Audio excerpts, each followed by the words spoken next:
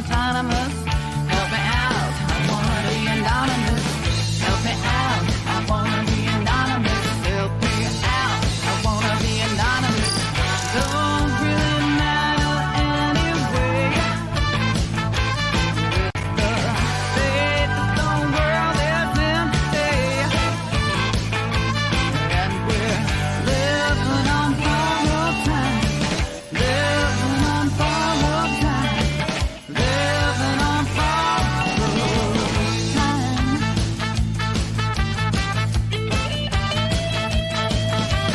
I read all about your disease. Change your blood, stick it in the deep freeze.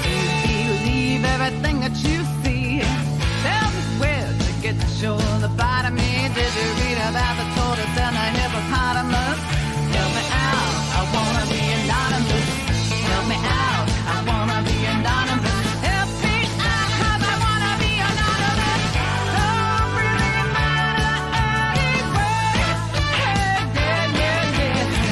State that the world is empty. And we're living on borrowed time. Living on borrowed time. Living on borrowed time. Take it.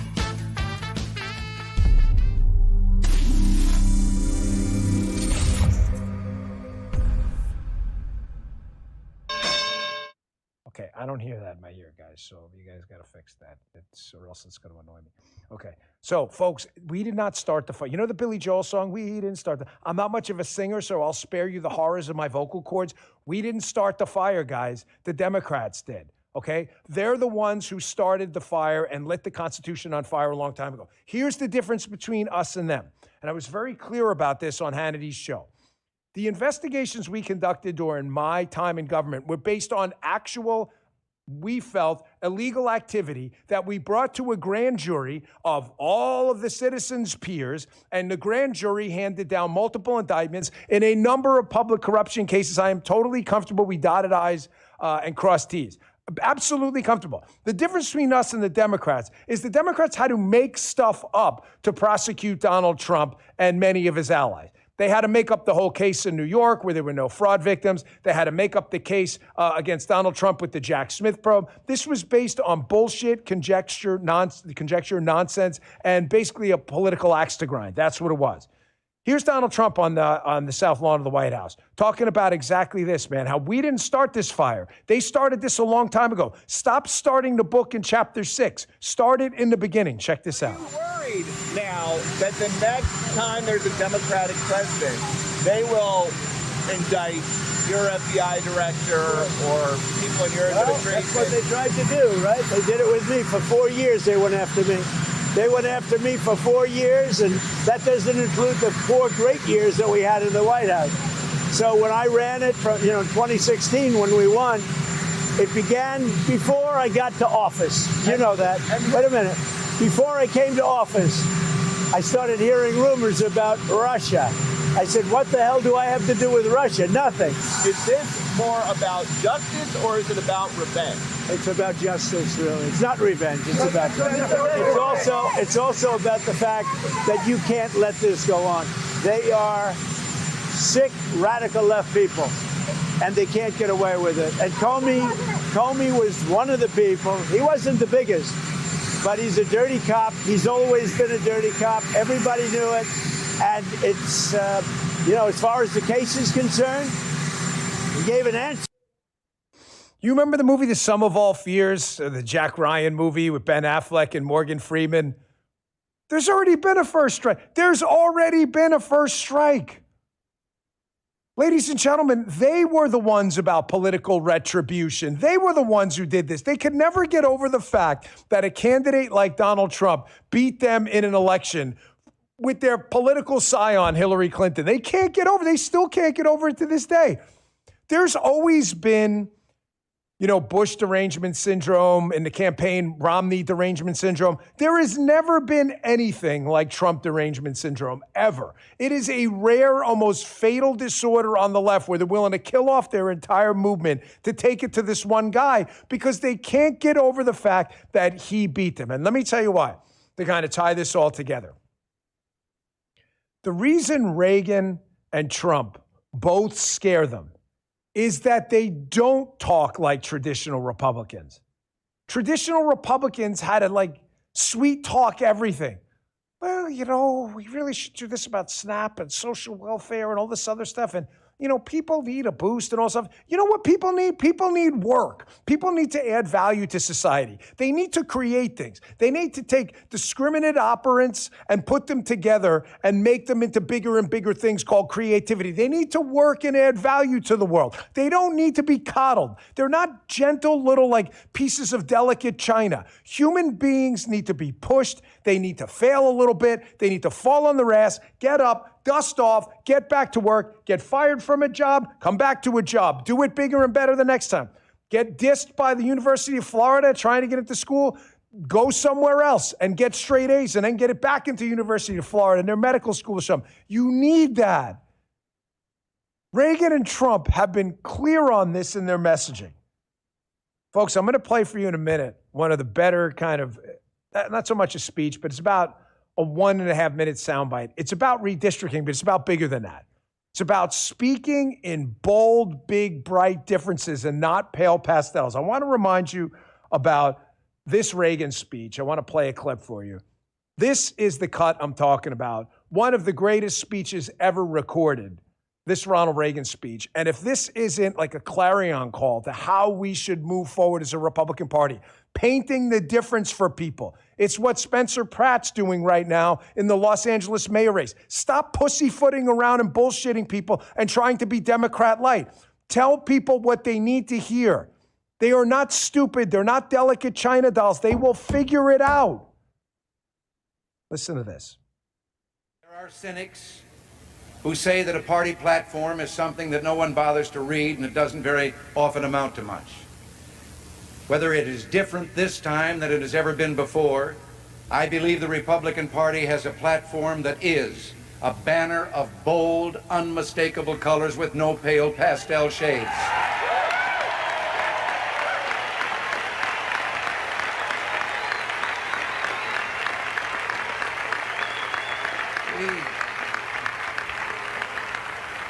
We have just heard a call to arms based on that platform, and a call to us to really be successful in communicating and reveal to the American people the difference between this platform and the platform of the opposing party, which is nothing but a revamp and a reissue and a running of a late show of the thing that we've been hearing from them for the last 40 years. I told you this on Friday. Reagan didn't F around, folks. He's talking about, you know, government being the problem, welfare queens, how but we need to paint big, bold, bright differences between the two parties. Trump does the same thing. That's why they were so afraid of the two of them. Why am I bringing this up now? Because look at what happened to Reagan in 1980. Man, this was just a slight victory. He only kicked ass all over, but nearly won every state in the union. Look at that. Carter and Reagan. Look at that race in 1980. And then he runs on the same message in 1984. Look what happens. He wins even more states, only losing Minnesota, where Mondale was from, and barely. Folks, you may never in your lifetime see an electoral map like that again. It is time to call these people out for what they are, and I am proud of the work we did to bring back the constitutional republic to a sense of normalcy, to a sense of balance, because these are the people we're dealing with. These are the people we need to paint the difference, show them the difference, create a contrast. I talk about it all the time. It is why those Spencer Pratt ads have gone viral and have been so effective. It has painted a picture for people of two choices. It hasn't kind of sanded down the difference between the two parties. Here's Hakeem Jeffries. This is what we're dealing with right now. He's not kidding, talking about maximum warfare. Now they're all pissy about what happened with the Virginia gerrymandered map and the Supreme Court striking it down. You'll never believe what they're talking about now. I'll get to that in a second. These are the people you're dealing with. These are the people we had to clean up this mess. It's going to take 4, 8, maybe 12 years to clean the mess up these people created. Check this out. We are in an era of maximum warfare. Everywhere, all the time. Yes, We are. We are in an era of maximum warfare, and thankfully the Trump team understands that. This is how you fight back. This is how you talk about these issues. A listener reached out last week. For those in the chat, yay or nay on this, someone said, Dan, can you really briefly explain redistricting and gerrymandering, why it's so important? I will. I'll make it very simple. I promise. However, if we don't do what the Democrats are doing and redistrict these states that are growing in population and create fair districts and contiguous districts, we're never going to win a House majority again because the Democrats just don't care. This is Indiana Senate Majority Leader Chris Gordon. I saw this last week. Here he is talking about redistricting in Indiana, which was a whole big issue there. They didn't get the job done. Obviously, this guy's on the other side of it with President Trump. However, this is how you erase pale pastels and create big differences between the parties, not by pussyfooting around and bullshitting people. Check this out. Some will say these maps are political. Let me be clear. Policy is political. Safe streets are political. Look at Indianapolis. Affordable electricity is political. Drug-free Indiana is political. Peace in the Middle East is political. Dealt with it firsthand. If drawing a map that secures 2 more seats for the Republican Party means that we continue to see overdose deaths drop by 20%, then I'll draw that map every single day of the week and twice on Sunday. Come on. If drawing a map means that we'll continue to see a 93% drop in illegal immigration, then I'll sign it with a smile on my face. We're not here to be neutral arbiters of decline. We're here to be active agents of American greatness. You're damn right we are. That's how you explain it. That's how you get away from the pale pastel sanded down difference between us and the constitutional republic shredding Democrats. That's how you do it, man. Speak boldly, proudly, and maybe we can win 49 states again. Like Reagan does it, like Trump does it. Yes, you are going to get a lot of spitback from the left. That's going to erase and throw out constitutional norms. Now, why is gerrymandering important? Ladies and gentlemen, it's really important you understand this. Call it redistricting, call it gerrymandering. Both parties do it. Let's not bullshit people. However, what Democrats want to do is they want, let's say that you have a district in, let's think of a really liberal place, Manhattan, New York, right? Very liberal, okay? I don't know what it is, 75% Democrat, maybe more, doesn't really matter. What the Democrats want to do is they want to create a district by carving up lines that uses the maximum force of those 75% Democrats. So what they'll do is instead of making, say, Upper Manhattan one district, they'll carve pieces of Upper Manhattan into like 50-50 type districts that may include like Staten Island has a lot of Republicans in order to make, say, you don't want a lot of wasted votes. So if the Democrat in a district that included Manhattan was winning 75-25, those are 25% wasted votes because they don't need 75% to win. They need 50, correct? I know I've explained this before. It's very simple. However, they don't want to make it too competitive either. They don't want to make it 50-50 because in a wave election, they could lose all the swing. That would be called the swing district. They could lose those all. They want a district that's like 55% Democrat, 58, maybe 60. So that leaves you 15% more, 60 to 75%. You take your 15% and you spread them around elsewhere. The problem is people in Manhattan don't have a ton in common with people from Staten Island issues-wise. Yeah, I mean, the basics, taxes, schools and stuff, but there are other issues local to Staten Island, landfills, other stuff. It's different. They want to spread people around everywhere. That's what they're doing. And they were doing it using race as a proxy. That's what they were doing. They were using black voters for this. And the Supreme Court got caught on and said, you can't do that. You can't carve people up by race. That's not how we do this here. It's the concept of what we'll call in the show excess votes. And not excess meaning not important. Everybody's vote's important and equal. It's that you don't need 75% in a district to win. You only need a buffer of like 5, 8, 10%.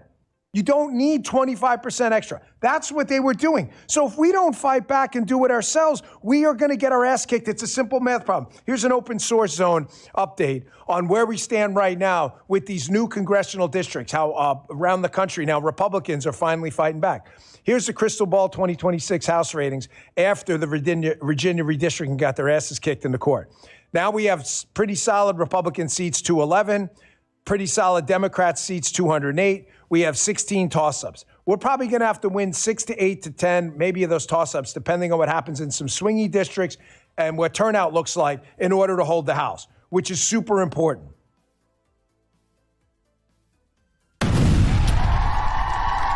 Welcome, everybody, to Feisty Digs, episode 42. And I hope everybody had a great weekend. It is Monday. I didn't typically like Mondays, but with what I do now for work, I really love looking, and I look forward to Mondays. I love them. But like I said, I hope everybody had a great weekend, and thanks for joining us last night for an epic episode of Patriot Theater. So we have Feisty Digs today. It is 4:21 p.m. on the East Coast. And what's up, Feisty? Not a lot today. Not a lot today, huh? No. There's some interesting news, though. Some interesting news. There is, and we're going to get into a lot of the news-worthy stuff today.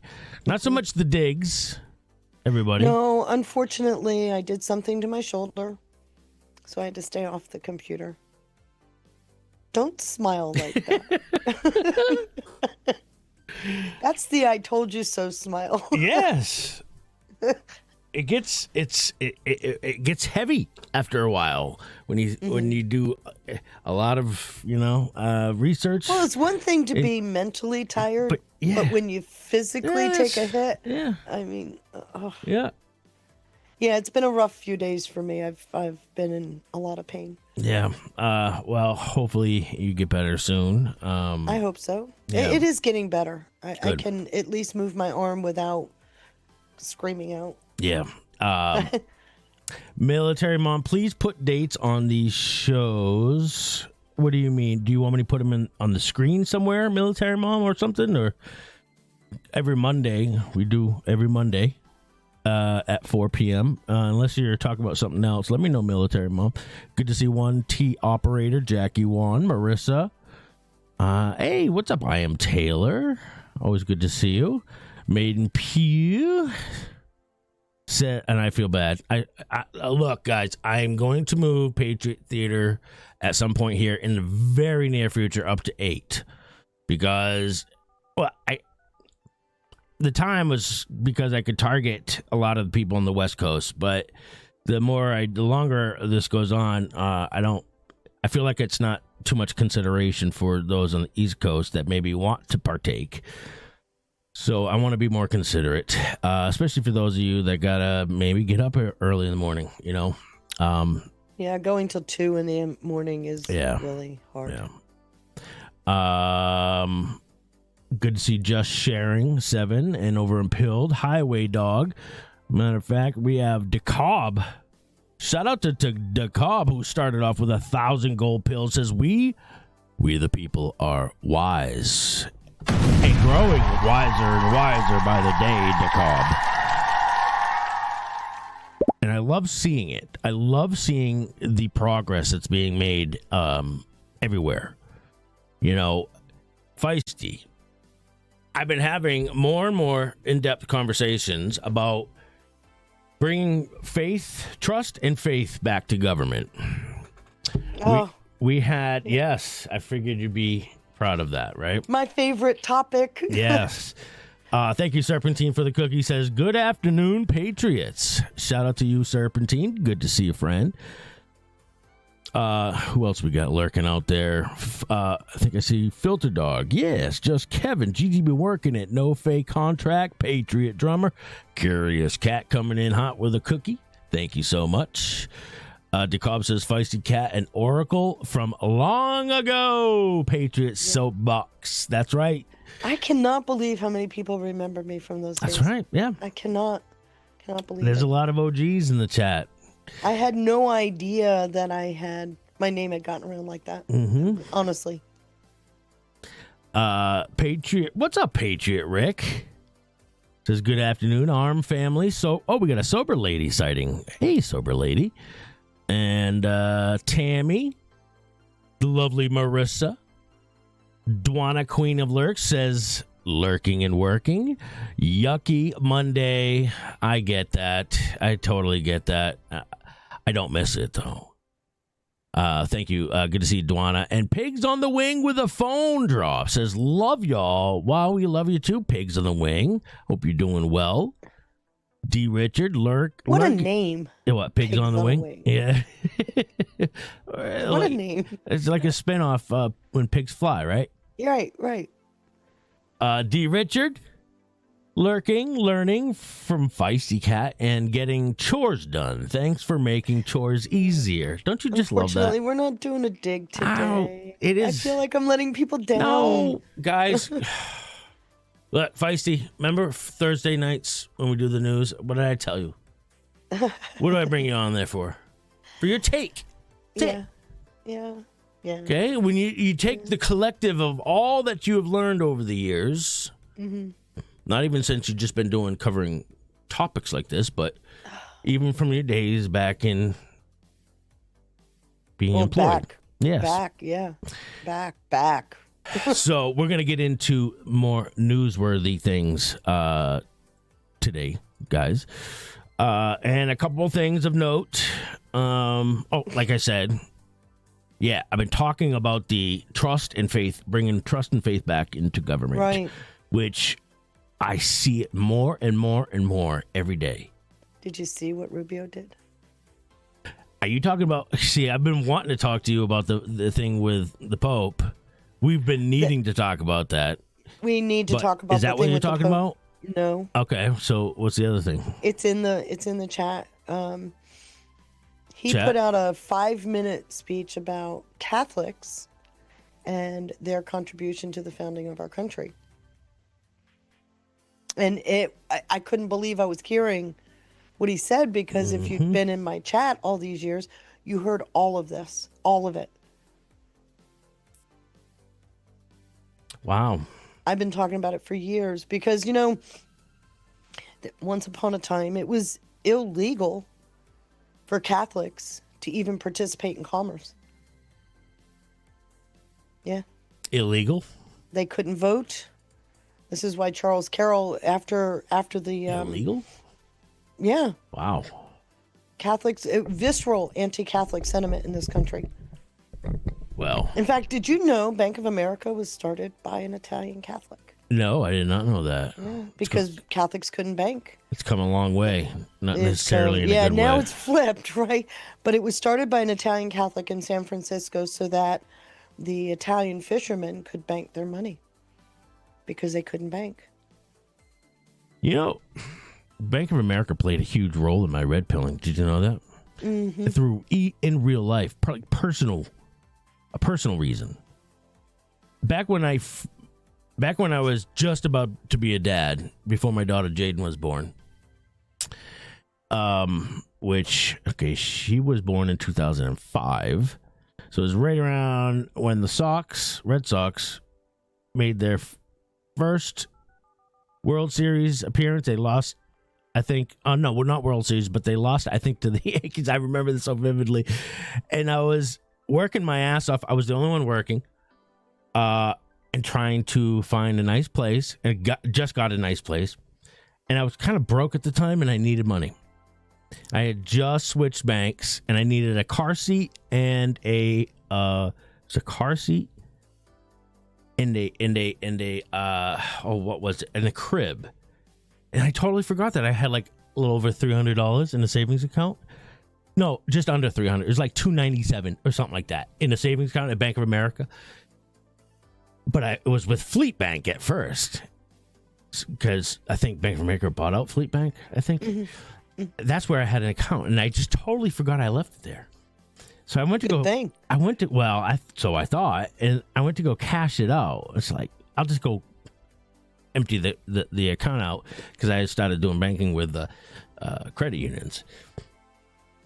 Turns out, so I go up to the teller, and I'm like, I'd just like to clear out my account and close it. It turns out they said I owed them. What? Yeah, $67 or something. I was negative 67. So what are you talking about? I had almost 300, somewhere around 300. And they said, well, sir, since the merger or the acquisition of Fleet Bank, if you have less than $300 in your, or $350 in your They were savings charging account, you. they charged you $15 every month. Mm-hmm. So you stole my money. Wait, are you trying to tell So me they that stole your money. You stole my money? And you didn't even tell me? I was so fuming. You know what? Just keep it. Clearly, you need it more than I do. I needed it to go get a car seat for my newborn. It's not quite here yet, but you know what? You guys need it more than I do. Oh, I was so pissed. They had to get security to move me out, to get me out of that place. Yeah, that played a big role in my red pilling, by the way. Yeah, I had a Folks, similar the Democrats story are in not Bank of America. I was so angry.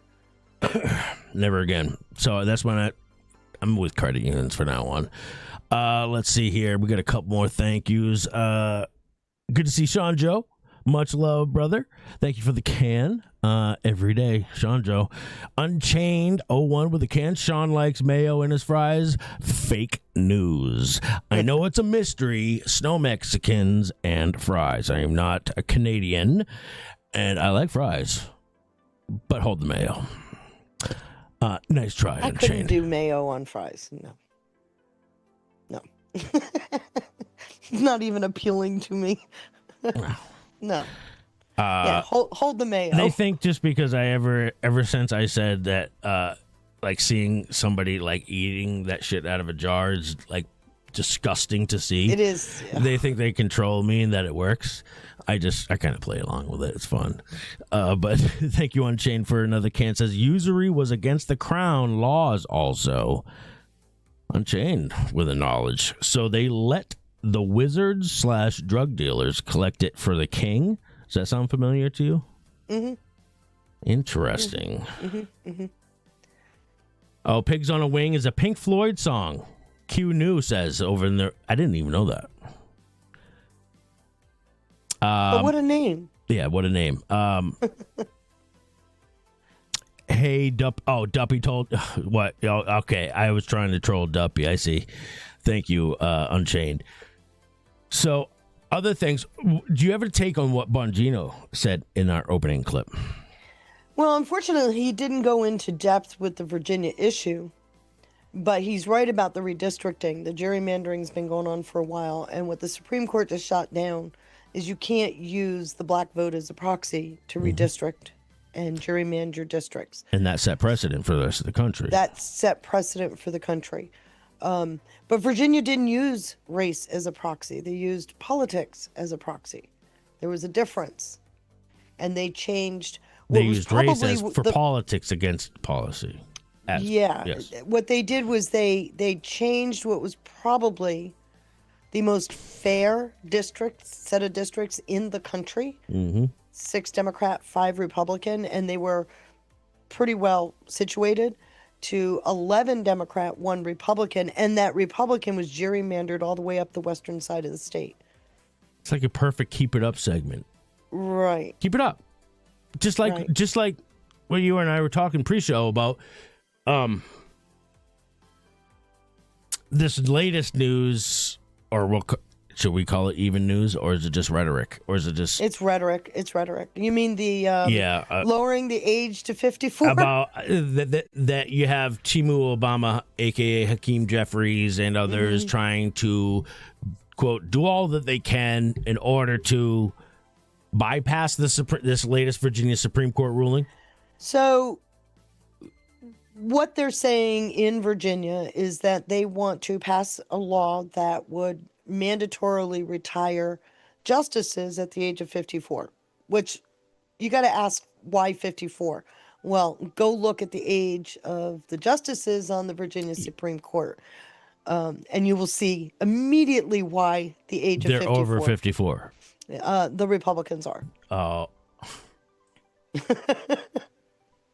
I mean, so you immediately see why. It's about how long it takes in the law field right? Being a lawyer, and then maybe becoming You're a not. lower You court don't usually judge, get made a judge under the age of 40. No.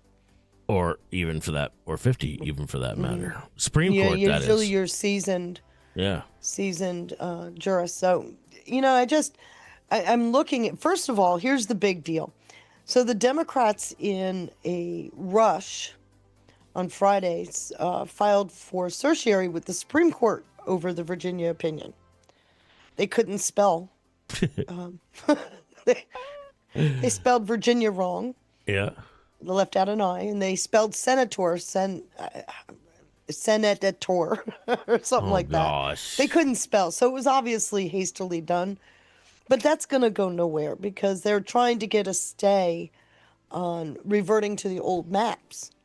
And there's a big reason for that and why they're in a hurry, because tomorrow, if they're not settled by tomorrow, the maps that are in existence stay. They don't have time to change them for the election. So it makes it dead. Oh, they want to change it. They're trying to get the maps put in place for the 26th. Boy, they really need these midterms, don't they?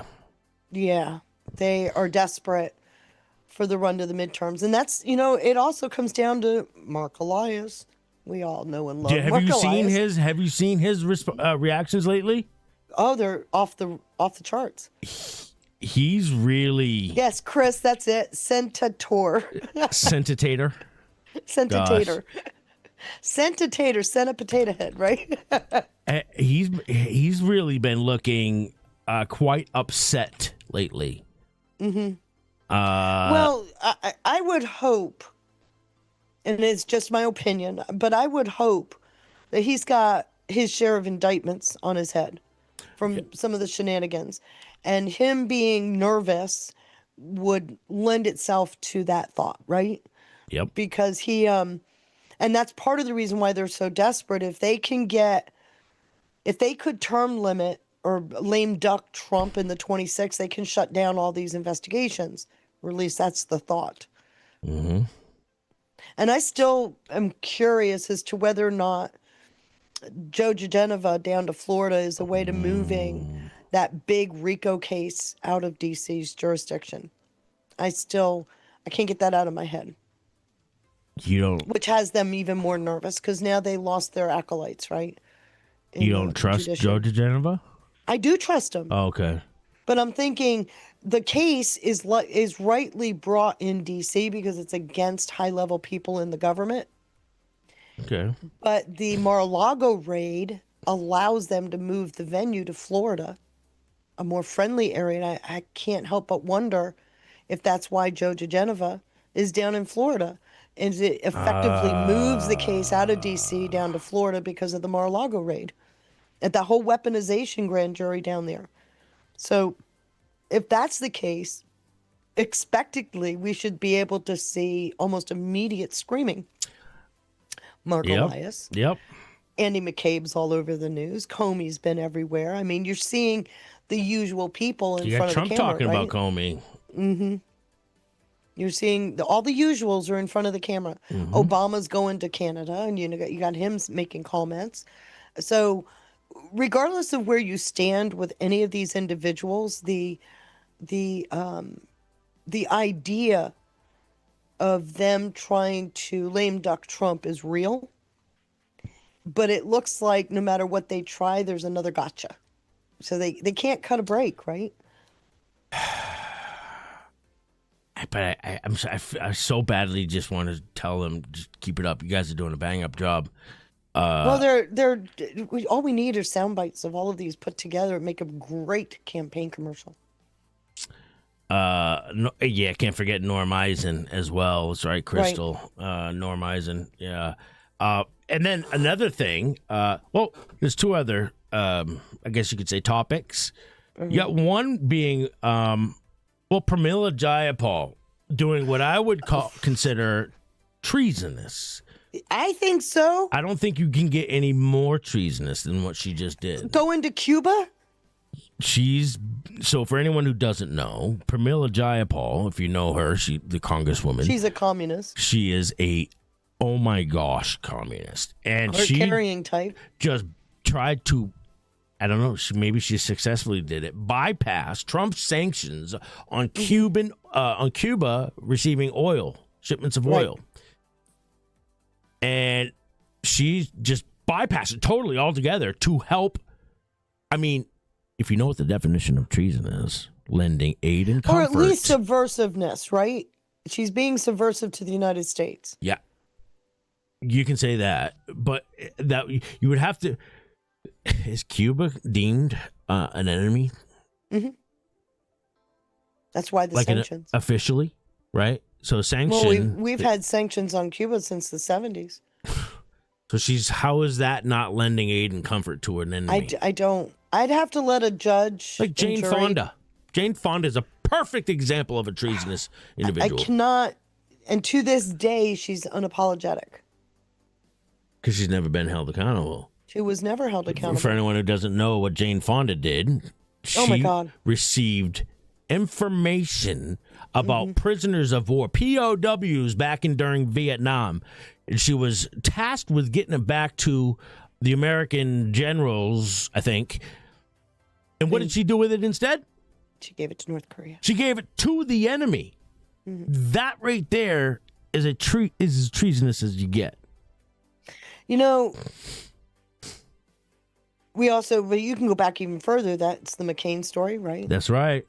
That's even Kerry in his story.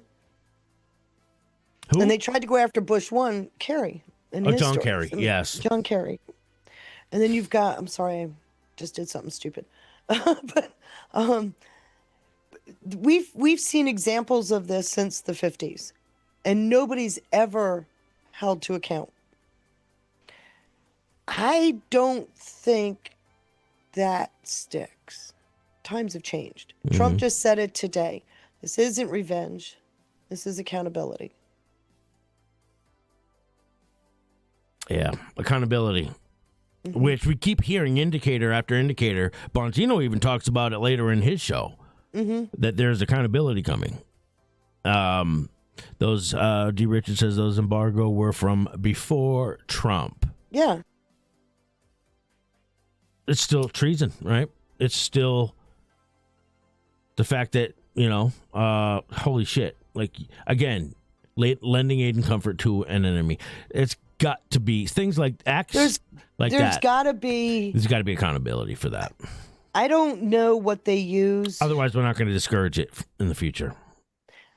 That's the point, right? Yeah. But Trump has talked about that. And that's the thing that scares them is the fact that he's not playing games. They're going to claim he's weaponizing the government. Or they've already been doing that. They do it every single time. It's making their argument against that. It's making their... That's what but you know they're eroding it, right? I showed you nearly a quarter to almost a half of Democrats believe that the 3 attempts on Trump were staged. And the sad reality is there's many in the MAGA movement that think they were staged. Yeah. And I made the comment in my chat, TDS comes in many forms. This is a form of TDS. And it destroys because the trust. What's it doing? It's eroding the trust in the president.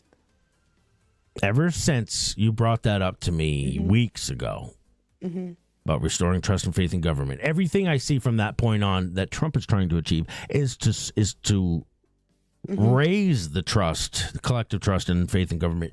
And then I see things, and then it makes it hard for me, Feisty, to not see that the game. Yes, like the claims that it was staged. What that does is that combats Trump's attempts to restore trust and faith in government. Well, it's even more insidious because it puts it down at the grassroots level versus coming out of the microphone at the national level. And at the grassroots level, that tends to permeate, right? Of course. I say this not, though, and hear me good, not to say that we shouldn't always be questioning everything. Not to say that we shouldn't be, I don't think we should be blind apologetics, right? I don't. Yeah, there is a fine line there, though, too. There is a line, but when you get to the point where everything's a movie, everything's staged, all of that, you are eroding faith and trust in the ability of our government to deal with things. And it puts people like Bongino on the wrong side of history. Right? People like Kash Patel, Todd Blanche. You go down the list. Bissett, one of the greatest secretaries of Treasury we've ever had. But you can literally watch that erode all of the government that stood up right now to get us back on the right path. And unfortunately for a lot of people, they're so wrapped up in the movie aspect that they're not seeing how faith and trust is devolving, right? It's getting worse. And that concerns me, because at some point you've got to step back and you've got to say, do I or do I not trust Trump? I'll be real honest with you. If these were all staged, you then have to answer the question, why would Trump put other people at risk? Yeah. Because that's saying something really bad. Yeah. That he is essentially walking us off a cliff. I can't get behind that. I can't. But that's just me. I'm not going to discourage people from ever asking questions, or if something doesn't seem right, then I would encourage you to, always. But and now with that said, we also have a topic that may affect Trump in the midterms is gas prices, and we're seeing. And I asked you this pre-show: could it be possible? What would be some ways to affect gas prices? Refineries going up in smoke? That's what I was getting at. Yeah, could refineries, attacking refineries, affect gas prices? Remember, the refinery issue is about a 6-month lag? Yep. Oh, gee. Where does that put us? Yeah. Right at a certain election, doesn't it? A whole shitload of them have been going up in flames for the last several months. But Trump is also today, I believe. Yes. He's talking about slashing lifting federal the federal gas tax. Which I only think is is it 4 or 8%? I can't remember now. The burden of gas taxes on the state level. Which they actually bring more money in. When you slash taxes, it tends to bring more money into the government. It tends to bring in more, right? Right. But we've done this before, where we've slashed the federal tax, and the prices didn't go down all that much because the burden of tax is. Well, and I applaud it. Yeah. But if you're in California, 8 cents off a gallon doesn't do diddly when you're paying over 6. It's almost like that's more of a shot at California at lowering their state tax too. Like, look, they didn't federal last government's time. willing to do it. Why aren't you guys doing it? They didn't last time. I seriously doubt they'll do it this time. That's one of their biggest. They do two things. They raise gas tax. It's a flat 15 cents, Sean Joe says. Yeah, they raise gas tax and they raise sin tax, right? Cigarettes, booze, and the like. So that is the greatest cash cow for all the states. So on Monday, he announced plans to slash the federal gas tax. The president held an Oval Office event to announce the Labor Department will issue a new regulation to expand access to fertility benefits. He says the U.S. Department of Labor, Health and Human Services, and Treasury announced a proposed rule that would create a new category of limited accepted benefits to further expand the ability of employers to offer meaningful fertility benefits to their employees. So you get that. And then you have... I told you this I think about a year ago, that I was seeing a trend around the world where we're going to family friendly. Yeah. And we're seeing it here as well. Which is important because we're under replacement, right? Yep. If we're not replacing our population, it's getting progressively older. Right. It cannot be sustained unless you have people in the population working. Unless you're one of the badass patriots in our chat that have been pumping out babies like there's no tomorrow. Keep it up. So that was the topic that was being discussed when a CBS reporter then asked Trump about the soaring gas prices. And to that, he said, the question was, gas prices have increased more than $1.50 per gallon since the beginning of the Iran conflict in late February. Quote, I think it's a great idea, President Trump told CBS reporter Nancy Cortez of his plan to reduce the federal gas tax. Yup, we're going to take off the gas tax for a period of time, and when gas goes down, we'll let it phase back in. I'm going to reduce until, let me tell you, as soon as this is over with Iran. As soon as it's over, you're going to see gasoline and oil drop like a rock, Trump said. Well, if he was to choose a time of year to achieve this, right towards the end of winter, I suppose would be the best time to do it. Well, I remember Bissett saying something about when this is over, that he was warning the gas companies and states, you better bring gas prices back in line, because they Skype, they use it to increase revenue. Suspending the tax would reduce the current price of regular gas to $4.34 per gallon and diesel to $5.39 per gallon, the outlet reported.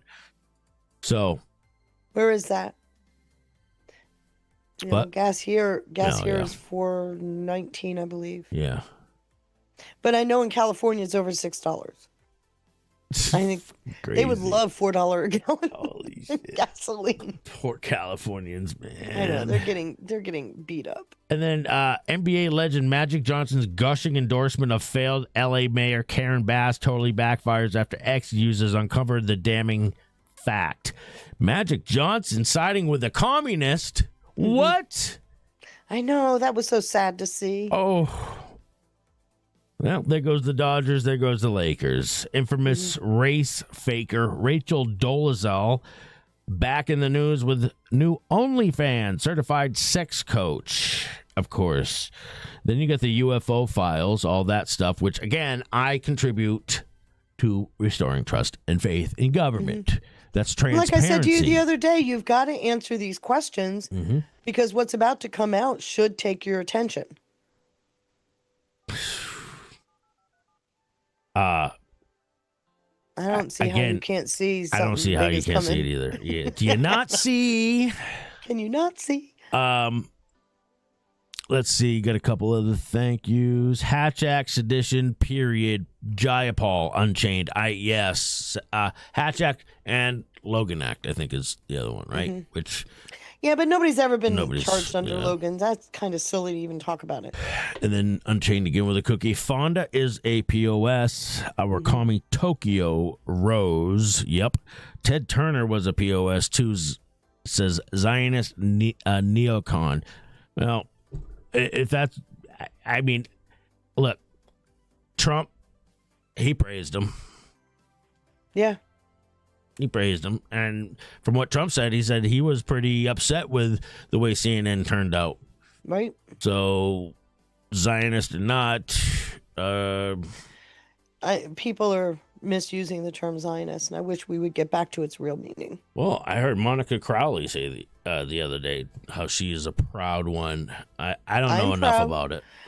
I mean, how can we say we're nationalists and then fault Israel for being Zionist, because it's the same thing. It's the same. Same thing. Yeah, sounds like a dirty word. It's not. It was made a dirty word, and I can tell you exactly when it happened. Really? Started happening between 2012 and 14. That's about the time I started to really hear it. Yeah. Started changing the term. Mm-hmm. And thank you, Sean Doe, for the cookie. All right, so you know what would be a great... we got more here. No one wants sex advice from a fake black woman. You mean Rachel Dolezal? You guys remember her, right? Mm-hmm. She's not even... Anyways.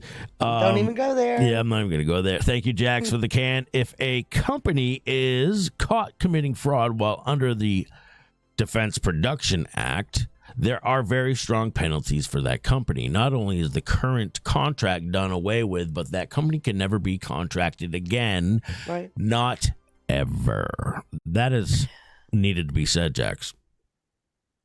I'm going to go one more with that, because now the consumers of those products can sue because of the fraud. That's the Hensley protocols that I brought up last week. Oh, my gosh. Is saying that unless they get explicit authorization from the government to do what they're doing, they're not immune from civil lawsuit, civil tort. Wow. So we're what they're doing is they're breaking apart the big five, right? The major contractors, defense. That's specific, going after the major contractors. Wow.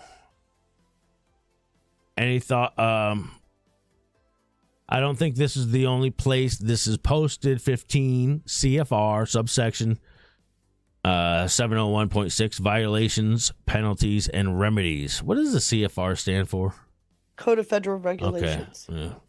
Yeah. Every time I see CFR, I can't help but see Council of Foreign Relations. All right. And then he says, any it's thoughts the Code of Federal Regulations. Yeah. Any thoughts on this, Feisty, on how it fits in with other parts of your dig? And he says, yes, this is why I beat this drum so hard. I sent a DM. Now think about the big oil companies as well. That's kind of exactly where I was thinking about it too, Jax, in regards to the oil companies. And then there was something with OPEC in the UAE. I think they cut their ties with OPEC. Is that correct? Yes, but we've been expecting that because even Saudi Arabia is moving into technology services place. If you go up and look at Saudi Arabia's, they've got up on their website a 2030 plan. Okay. And it's all about they're yes. shifting away from oil, going into technology, AI, and all of that. That's the thing that Epstein talked about. Mm-hmm. So OPEC, what is OPEC? For anybody out there that maybe isn't as familiar with OPEC. It's basically a monopoly of oil-producing nations. And they have control gas prices, oil prices. Right, for a and long if you time, recall right? in the 70s when we left the gold standard, what did they do? They raised the price of oil by 4 times. And it forced us into the petrodollar, remember? So they've been controlling a lot of things. Well, now you've got countries starting to leave that coalition. But we've been expecting that because if you're moving away from oil, there's no reason to be a part of the coalition. What's the replacement? Solar? No. Nuclear? Who's now the biggest producer of energy? United States. Oh, yes. We're going into a different trade market. Well, this is where the whole Venezuela thing comes in, right? And now Strait of Hormuz. Mm-hmm. Well, the Strait of Hormuz is a bit of a different story. Monroe Doctrine. It doesn't change Iran, but they're not a major producer in the world, right? They're, 8% of the world's oil or something low. The story about the Strait of Hormuz... I should say City of London, using it's Brussels and using City of Iran London. Or the IRGC Iran is to their control the Strait of Hormuz. Right. Iran is their proxy. Through who? You know who. The Shamkhani network. Yeah. So which the is city who of Trump was threatening the other day. Yes. So the City of London uses the Zanjani. Wait, the Shamkhani? No. Shamkhani network right now controls almost 50% of the Iranian economy. They're the ones running the shadow fleets. Okay. Zanjani network was they were funding the Houthis, Hezbollah, Hamas, right? They're the ones that were funding all of the terrorist organizations. But the Zanjani network is who transports through the shadow fleets. And right now, they're, what is it? There's another major waterway that they're starting to use to transport oil through. But the issue is Shamkhani, because of the amount of oil they transport, they control anywhere from 30 to 50% of the Iranian economy. And the reason why they're able to go unfettered is why? Because the shadow banking system looked the other way. All right. Because it suited, Belgium to do that, Brussels to do that.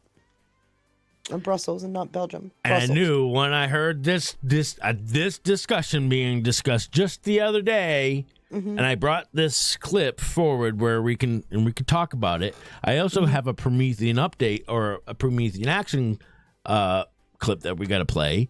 Okay. And thank you to Unchained as well with another cookie. Says Cali refineries are now under DPA per executive order. defense production. It's a national security threat, which means now Wow. he can use the military to Protect them. the refineries. Really? Hmm. I don't know why that hasn't. When did that go into effect? My understanding was over the weekend, but I don't Oh. know when that actually happened. Again, to me, it's another indicator that yes, these fires, and there was just one. What, today or yesterday? Late last night. A major one. Hmm. Oil refinery that went up in flames. Where the hell was it? Oil refinery.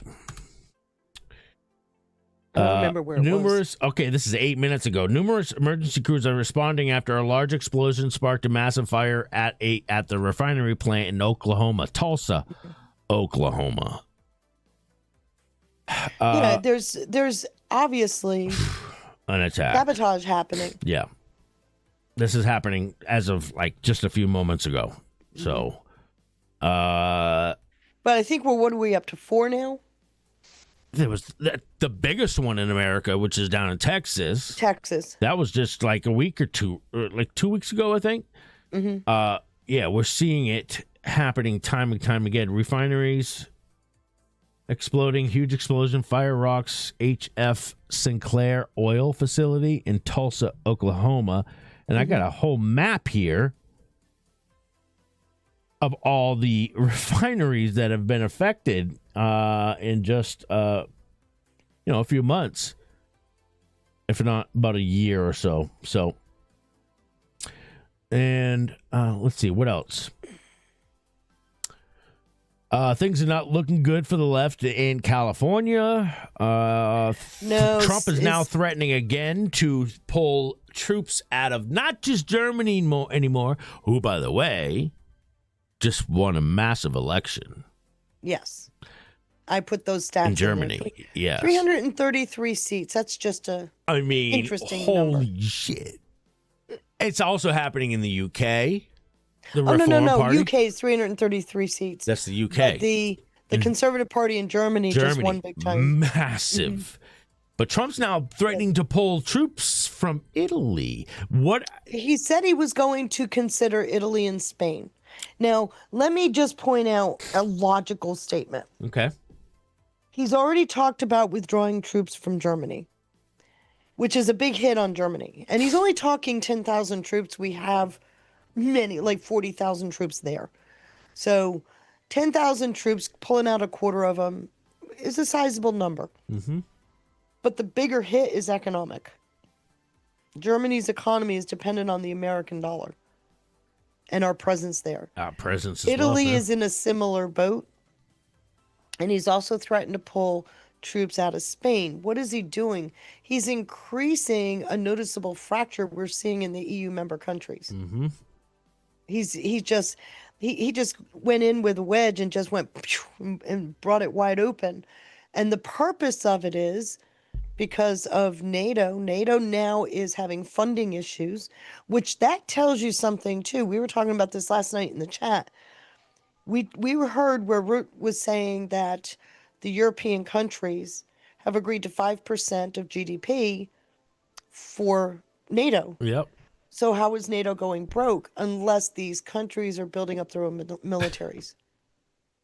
If they're building up their own militaries, NATO becomes useless. How is NATO going? And he just called. Did you see the interview he had with Cheryl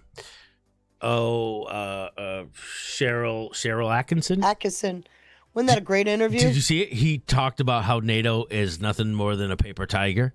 Right. Or he said even less than a paper tiger. Oh my gosh. When you call something less than a paper tiger and now you're pulling troops, he's purposefully creating that wedge. So if the EU doesn't have NATO as their henchman, what's the EU to do? That's why I keep saying people are misreading what's going on in Iran, because it's not although Iran is a big story, it's the bigger story is what it's doing to Brussels and the city of London. Right. And what do you got? You got Starmer. They're like, get the fuck out of Dodge, man. We don't want you there anymore. So you can't. You're now watching the old world order just collapse in real time. But that's not what you think if you've been listening to Carney in Canada. Well, you know, Carney, he thinks somehow by shifting the old New World Order to Canada is the solution of solutions. And I asked you the other day, if you got Russia on one side, Greenland, who's trying to get sovereignty on the other side, and the U.S. to your south, Canada's probably not a good idea. not a good idea to provoke that one. And you got some of the most like benevolent human beings in the world in that country. Right. So good luck with that. Good luck. Gosh. So if they tried to do anything, you know, You're just going to wake and more people up. Russia takes up a whole piece of that because once you get on the other side of the Arctic Circle, who's there? Russia. Yeah. So you can't get away from that. You know, the same Russia that is now talking about, you know, Ukraine is winding down. Yeah. Yes. Oh my gosh. More and more, we're seeing them take hits. So, as I said, we have in terms of international and big picture stuff, Feisty, right? 40,000 foot view. All three sides of that proverbial triangle. Now that you see the triangle, I know. you can absolutely see the unraveling, can't you? Yes. Are you excited? I am excited. Things are playing out almost, masterfully, of course. And it's been very exciting to watch. Yes. People are going to study this period of time for generations. ages, for generations, guys. It will be as important to the American story as the revolution. Of our future. People will realize we were this close to going, when I say the other direction, no, I mean the polar opposite direction. Talk about human enslavement. We would have no longer existed. Right. We would have no longer existed. Wiped and off. people keep Wiped saying, out. well, we'll be speaking Chinese. No. No. No. It'll be ridiculous. Yeah, we would be speaking Dutch. The only people that would exist were slaves, I'm sure.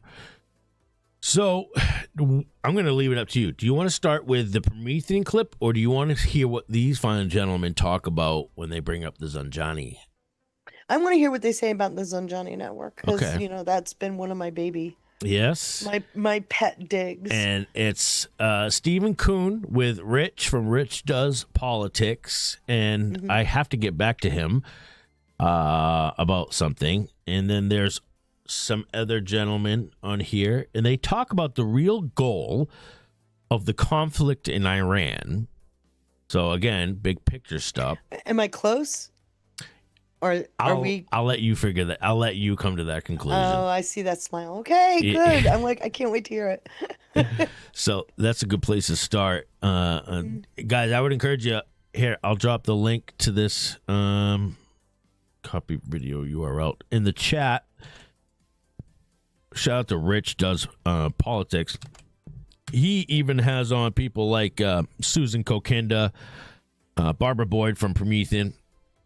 They're regular guests on with him as well. And I'm trying to get Feisty on there so that he could have on Feisty for a conversation and with Susan Kokinda. How awesome would that be? That would be. It would be cool if I would ever be considered in the league.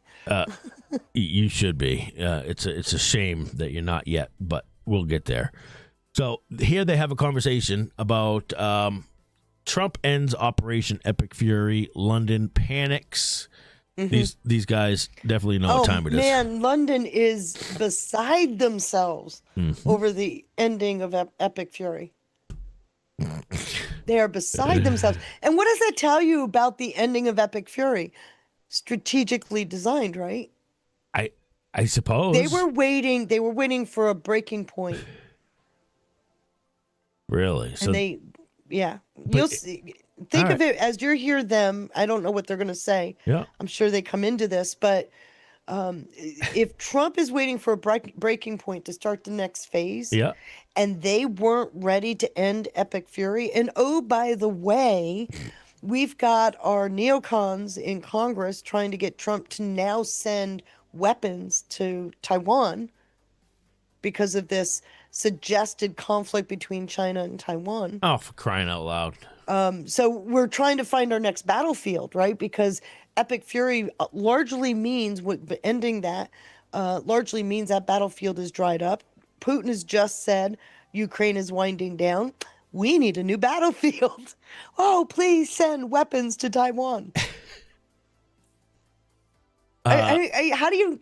I don't know how people can't see the constant driver. Yeah, well, the China is a whole different conversation. Mm-hmm. But we're going to have to suss that out at some point. Like the difference between the CCP and the Yeah, I've explained that in the past. PRC and all that. And I honestly think when you see how many people, in fact, another serious businessman went down the other day for fraud and crime, for corruption. When you see that going on and you hear about the CCP, what you've got to recognize is these are CCP-aligned entities. There's a reason why Neville Roy Singham keeps coming up in discussions. He's not CCP, but he uses that network. Wow. Yeah, he's Indian, right?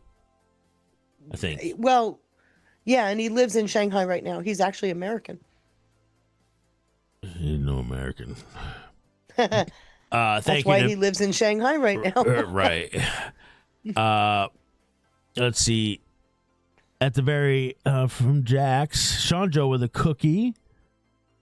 Unchained with a cookie. Straight off Malacca next. The Strait of Malacca. Yes, kills the dragon networks in the east. That's very very astute there, Unchained. The princes. And then Jax with a cookie. In my mind, the oil companies are defrauding us on our gas prices while this Iran stuff. Yes. And the Strait is playing out. It's actually less the oil companies, guys, more the states. Oil companies only make less than 10%, 10 cents on the gallon. I've been thinking it's Profit. London somehow manipulating gas prices. What's the interest? It's the cost of the dollar. This is why SOFR came in. This is why SOFR was so important. They can't manipulate that anymore. Oh. So somebody else is trying to manipulate it then. The states right now are doing our own states. Go look up in your own state the last tax increase on gas. Yeah, Maine hasn't had a tax increase. No, it's already high up there, isn't it? No, it's about over 15 cents, right? It's about the same as where you are. Yeah, we had we're getting a tax increase July 1st. Of course. I mean, should you have even asked? Everything gets an increase. Remember, they raised our cigarette taxes. Now, cigarettes, you can't buy a pack of cigarettes for less than $13 a pack. Yes. Good heavens. Yes. Thank you again, Jax. Unchained and Sean Joe. Jax again with another cookie. At the very least, it gives Trump some heavy leverage against those companies to bring the gas down just in time for the election. And thank you for knowing where my mind was going on this, both of you. Hey, thank you. Go look it up. This is more on the states. Okay. No, somebody's definitely manipulating. What is the difference between California at $6.19 a gallon and Virginia at $4.09 a gallon? You tell me the difference. It isn't the oil company. Well, the fact that it's up over $4 at all, period. This is, again, the states. And I'm not saying that the oil companies aren't spiking the price somewhat, but the states are taking advantage of that and it's themselves. Not just the war, too. It's the fact that the war is taking place as well as with the Strait of Hormuz. Right. If the war was happening anywhere else, you wouldn't see this much of an impact. You've also got Trump increasing military activity in the Panama Canal. He's concerned about something down there. Yeah. But again, now if this quote-unquote war was happening anywhere else that didn't involve the Strait of Hormuz, would we have even seen oil prices be affected to this degree? I doubt it. And usually In my opinion, Yeah. I think they would have found a reason, yes. they would have maybe found a reason, but wouldn't have been nearly as easy. Because it is a direct kitchen table topic, right? Yeah. Yes. So they would have just definitely driving by found... the gas station. Yeah. Oh my God, you drive by. Don't you take a look as you drive by? Every single time. Holy Every shit. single gas station, I look and compare. Yep. Thank So you. it's a Wow. direct to the kitchen table topic means to me, Right. they would have found, even if the Strait hadn't happened, even if Iran hadn't happened, there would have been a way, Yeah. I mean, blowing up I'm sure. refineries speaks to that. If Iran is coming to a close, blowing up the refineries seems timely, doesn't it? That's right. Yep. Sure does. And thank you to Ann Boyer. Hey, let's go, Ann Boyer, with a Rumble rant. $20. She says, what a great discussion. Thanks, Sean, for promoting Feisty, a damn straight. He ain't no American. Thank you, Ann Boyer. She says, I'm gardening. Sorry, gloves cause typos. How dare you? And Boyer, let us know. What are you gardening today? Ash would appreciate that. Thank you to Unchained says, Rammstein is a city unto itself. It brings millions to tax and businesses. Mm-hmm. Germany, just made its presence known. Rubio said today, pulling 100,000 troops from Germany. Whoa. 100,000? That's damn near all of them. Is that Rubio said that today? Oh my gosh, I did not hear that. What? Filter Dog, are you serious? That's catastrophic to Germany. The EU. That's catastrophic to the EU, NATO, and It'll Germany. also collapse Germany's economy. And if Germany's economy collapses, then what else collapses? Okay. The EU? He is neutering the EU is what he's doing. I don't see where he said that specifically. They're talking 5,000. I saw 5,000 last week. We talked about that. 5 to 10,000. There's been two different numbers on that. 100,000 is no. Well, that would collapse the German economy, and Trump's not interested in doing that. Feisty got some praise for she gets a cussing bonus from Pigs on the Wing. Says with a pair of banger shades, it gets a cussing bonus for Feisty. Thank you, Pigs on the Wing, and thank you to Jax again with another cookie. So that changes my way of thinking a little. Sue the state for fraud, but there is so much. Can we, the people, do that? You can sue anybody if you can claim an injury. I don't care who it is. If you can claim an injury now. If you can prove that you've been harmed, then yes, you can sue anybody. You can prove. Now it's going to be an uphill battle trying to sue the state because they tried to make themselves immune. Yeah. But I think with Chevron, with Hensley, and some other things that have happened, that's eroding. Yeah, and the more people you get on board with that, the better. Petitions. It would have to be class action. Or class action. Somebody we know very well told us they can be very effective, remember? Yes. Not only that, but yeah, if you start with a petition first, then you show the class action that you got backing. It's like a business plan. Right? Think of writing out a business plan. You still need a judge to authorize the group, right? Yeah. And then, you know what, Judge? You can even judge shop. Look, they do it. Well, they're not judge shopping as much anymore. They're district shopping. Chief Justice Roberts did kind of tone that down. They're not exactly judge shopping. They're using a district, which doesn't get rid of the problem, but it dilutes the problem, right? Because then the judges that come up on rotation take the case, but and you don't know because they're fairly well spread. Let's just say the 9th district has been not completely, but largely neutered. So Ann Boyer, by the way, says she's gardening geraniums. Yeah, you need to come to my house. And then she says, fuck around, find out. And then Military Mom says, I'm buying 2 cartons for $116.31 Marlboro. Okay. I'm seriously thinking about going to stop smoking with hypnosis. I would too if hypnosis worked on me. I've tried it twice. I don't know if there's a thing to that, but I can't be hypnotized.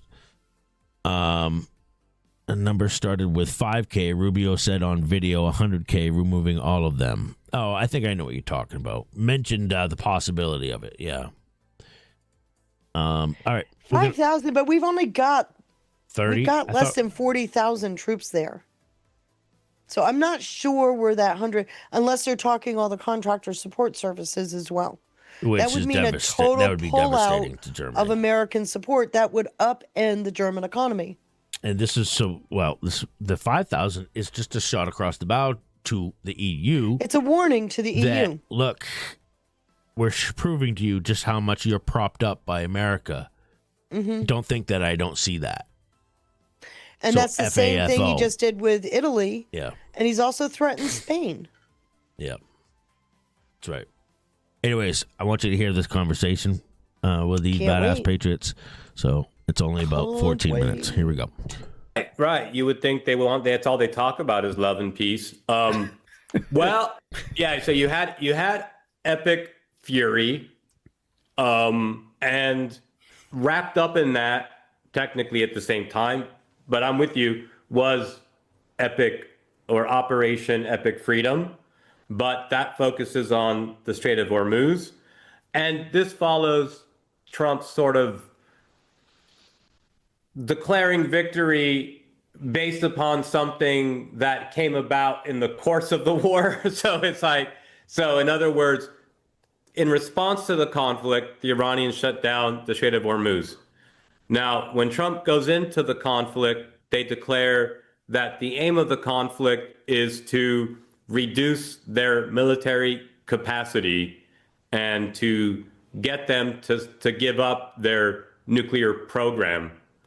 And what's interesting about that is there was a lot of other noise and a lot of other disinformation that the goal of the operation was regime change, that the goal of the operation was to destroy or remove their nuclear materials, to destroy their nuclear facilities, their civilian nuclear program, to be clear. And neither of those were those were things that Iran was going to keep going into the end of the February period before the conflict broke out. So now we have this, the problem that was created was in the conflict, the Iranians predictably, like so predictably that everybody knows this, like all the adults in the room, like understand this is the script. This is all a script that's being played out. And the Iranians are receiving $1 million per barrel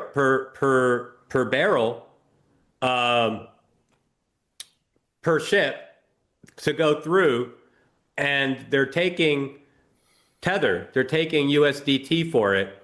And Howard Lutnick, Commerce Secretary under Trump, is with Cantor Fitzgerald, or now his sons are controlling that part of it because he technically, stepped down so he could do this. And so they're running Tether, they're running USDT. The Iranians are somewhere between 2/3 and 3/4 of their transactions are now backing the U.S. Treasury already. And then where they relocated the headquarters, Lutnick relocated the headquarters for Tether is where? In El Salvador, where our guy in El Salvador is. Everyone loves him. So this is like win-win. Everyone sees what's going on. But in the press and the media, we have this whole other reality. I call it a hyper reality. This is based upon Baudrillard's, like in The Matrix, simulation, simulacra, that whole, follow the white rabbit thing, like when that chick shows up at Neo's door. When he finds that book sitting in the room, simulacrum, that's Baudrillard. This is about, basically a Matrix. This is about a media holography. This is like, what do we really fucking know? That's like, oh, I'm following the world, It's like, no, you're following a virtual reality through your screen. Like you have what's in front of you. If you're occupying physical space, that's reality. Everything else is bullshit. Yep. Everything else you is can bullshit. affect. Yeah. That's all you can affect. Exactly. I feel like this is George Bush on the aircraft carrier all over again. Yeah, 100%. Yeah, you know. Yeah, mission accomplished. Right. Yeah, mission accomplished. Exactly. Yeah. And it's just a farce. I mean, it's still there's shooting going on. There's rockets flying. There's everything's still happening. I think it's all like you said. You know, when I heard that about the crypto, and then that guy they put in jail that built a whole crypto scheme with America, the UK, and all this stuff, and they never really put him in jail. They did, you know, and now he's running everything again, you know, and running that whole crypto scheme again. So the Iranians put in jail and called him a bad person for the world. Which guy was this? What was his name? Rahim, you know his name? You remember? There was like 3 of them like this, but yes, this was basically he built the entire crypto infrastructure to subvert all of the sanctions on Iranian oil. And right. He had like 600 shell companies or something ridiculous. Something like this. Filled it all through like this and then filtered the money out. And then they put him in jail on paper, but never put him in jail. And now he's popping up in London as the chairman of new companies and all over the place. Same guy. So it's all a farce. And then when you see the USDT was being used, I was like, okay. All right, I got this. And now it's in South America, you said, the headquarters? Yeah, it's in El Salvador. Yeah. Lutnick, who's supposed to be getting fired. Did you hear about that? He's supposed to be Lutnick's supposed to be getting fired now? Yeah, we will see. Yeah, we will see. Yeah. Like these kind of rumors go through. Yeah. There's always like pressure here and there. And then maybe you had CNN fired, you know. Yeah, and then you had CNN yesterday showing how all the U.S. bases are destroyed in the Middle East and all this kind of stuff. And I checked. The only thing that was really hit was Bahrain. They unloaded a full salvo on Bahrain, but they didn't shoot the military base. They shot the housing area, and they had sent the families home last month. Remember? All the dependents of the military they sent home. So they completely destroyed the housing area, which was completely empty. So nothing happened. So it was another like, let's do a deal like they did in Qatar. Right. Let's bomb an empty Air Force base and call it a hit.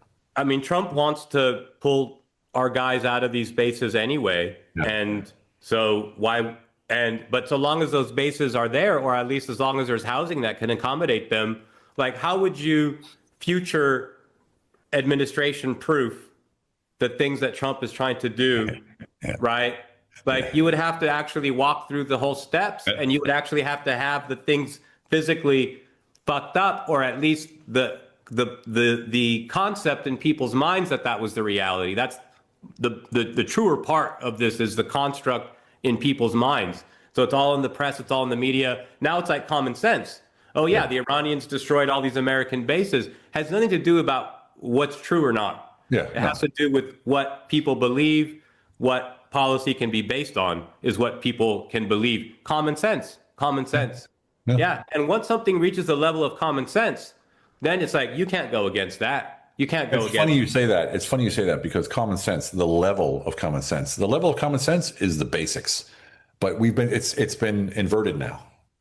Like we come to common sense with all the information that we're given, and it's the common sense that they want us to have. So it's a programmed common sense, right? And it's really difficult. I pride myself personally on not getting caught up in the narratives and stuff, but man, it happens still. As much as we try to stay out of it, it still happens.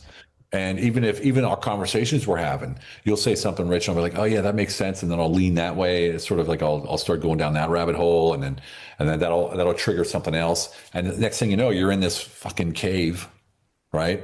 And you're like, what the hell am I doing here? It's sort of like, what am I doing in this mess right now? Wait a second, back up. Then you got to go back out of the cave again and look at the whole mountain and not just that one hole, So that's my analogy, just in case, So. Okay. I was just following up the story. I was just like Googling the situation with Lutnick just to see what's going on with him. Yeah, it's very interesting. We get these stories about. Remember, they were talking about we're going to get rid of Tulsi Gabbard. Or we're going to get rid of,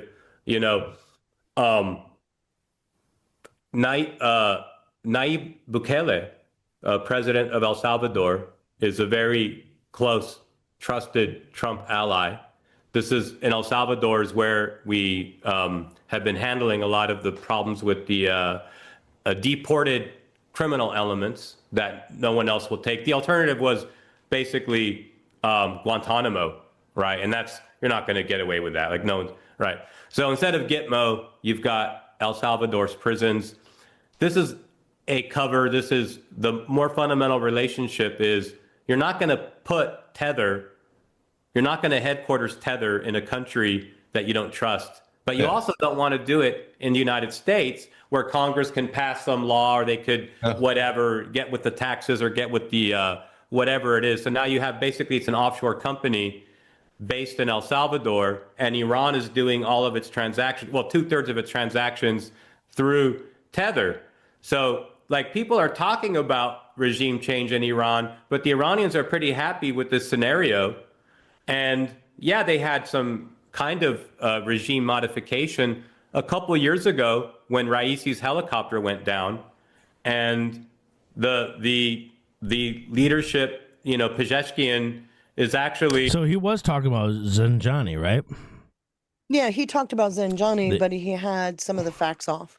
So, and the point I wanted to make was just at least the conversation has begun, right? Yes, people are now finally talking about the illicit networks that are the actual core problem with what's going on in Iran. I just sent you the spread I did a couple of weeks ago, and unfortunately it's only got 4 of the 6 slides I had drawn up.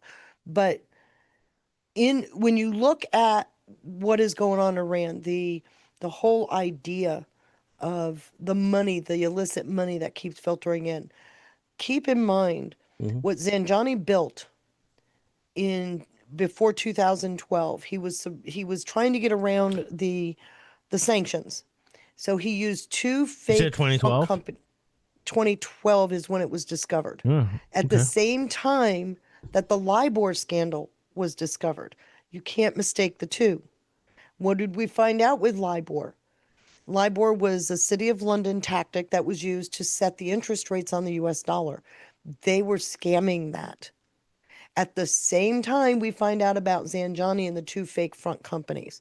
So where they got the facts wrong on Zanjani is Iran put him in prison with the death penalty right after that in 2014. And then the city of London probably came in, swooped in, and said, "No, you're going to release him." But they didn't release him right away. They commuted a sentence. Yeah. They didn't release him. Right? They released him from prison in January of 25. I mean, right as Trump. So remember that name, guys, Zanjani. I see the reason I'm bringing this up again is because I recognize sometimes I will fluoride stare sometimes when I hear a name I've never heard before, a name that is foreign. And I assume I'm not going to hear it again. And it's not mainstream, like the name Zanjani, which might be, Feisty's making the case that that's an important name to remember. It is an important name because this is how Iran got around sanctions. So what you've got to recognize then is Or how the City of London got around sanctions.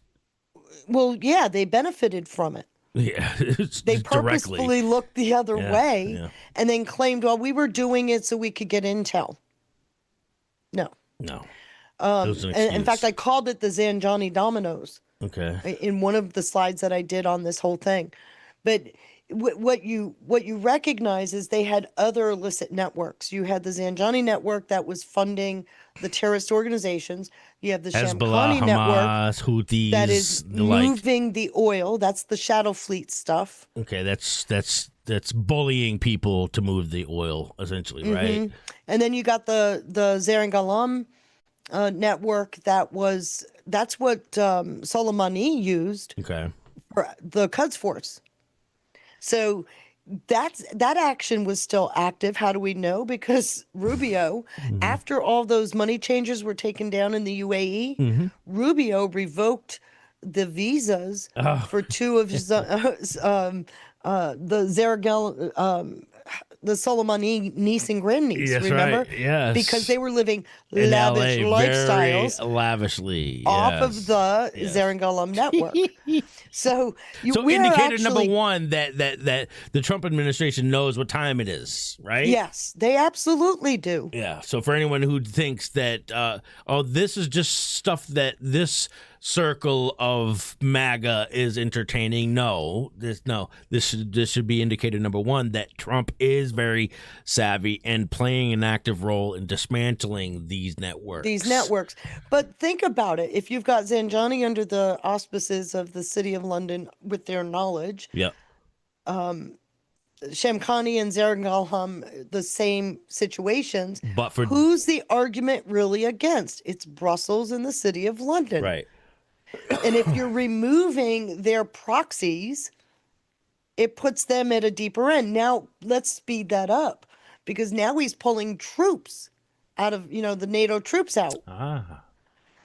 We're literally pulling the pants down on the New World Order. The globalist New World Order, everybody. You're watching it be destroyed in real Bingo. time. And I got a hat tip to my friend Marissa. I just adore you, Marissa. I can't tell you enough. I hope you're blushing right now. She says, thank you for she's dropping his name. Yeah, Babak Zanjani helped Iran get around sanctions by creating a global shadow network of front companies. She put this in the Rumble chat. Offshore banks, oil shipping routes, and more recently, crypto exchanges that moved very large volumes of money outside normal compliance systems. Good work, Marissa. So proud of you. If you recall, that was that whole dig I did a few months back. Yes, yep. On money and accountability. I had showed where, and the offshore exchanges are the shadow banking nodes. Yeah. Wow. Because remember, they're all offshore. Yep. So, and they knew, the City of London knew this was going on. Yep. And my reason for playing this clip for everybody was just to show you that it's not just me and Feisty talking about this. Other people are bringing it this up. That's is great. not so it's not just like something that Feisty just fabricated or anything like that. Not to mention you got the Promethean ladies who do discuss a good portion of this angle. But Feisty might make the argument that there's some things that they omit. Which I do hear her mention Brussels quite a bit, just not like they do with the City of London. The thing to remember is that the City of London can't operate without Brussels, right? You've got the City of London are the rules based of the New World Order, and not Brussels is the rules base. And I showed you with that triangle, right? And the City of London is the financial plumbing that makes sure those rules are funded and applied. Yep. So you can't have one without the other, which is why I keep saying look deeper than Iran, because the story is more about taking down the New World Order than people are actually talking about. And so what you're laying out is that Iran is and has been used as a proxy. When she says as a proxy, for anyone new here or newcomers or newly red-pilled, a proxy is essentially a tool, like either a nation or their military or aspects of their military that are being used to implement their own agenda. Go back to the pallets of cash. Excuse me. It wasn't just U.S. dollars on those pallets.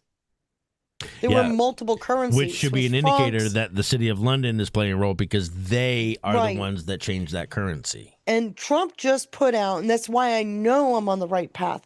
Trump just put out a post last night talking about how all the banks in Virginia, D.C., and Maryland were emptied out for those pallets of cash. Oh, my. He just put that out last night. And I listened to the Treasury on that, and they said it was illicit. So you're talking about banks that held bank accounts for these illicit networks. They cleared them out, put them on a pallet, put them on a plane, sent them to HSBC in Germany. And where did that money go? Iran. Wow. And what did Iran do it? They sent it out to all the other proxy countries, like North Korea, Pakistan. You've got other countries. So you can absolutely start directly connecting these dots to what you're seeing today. And the whole story makes sense once you step back for a minute and recognize that it started with a shadow banking network that the City of London allowed to take place.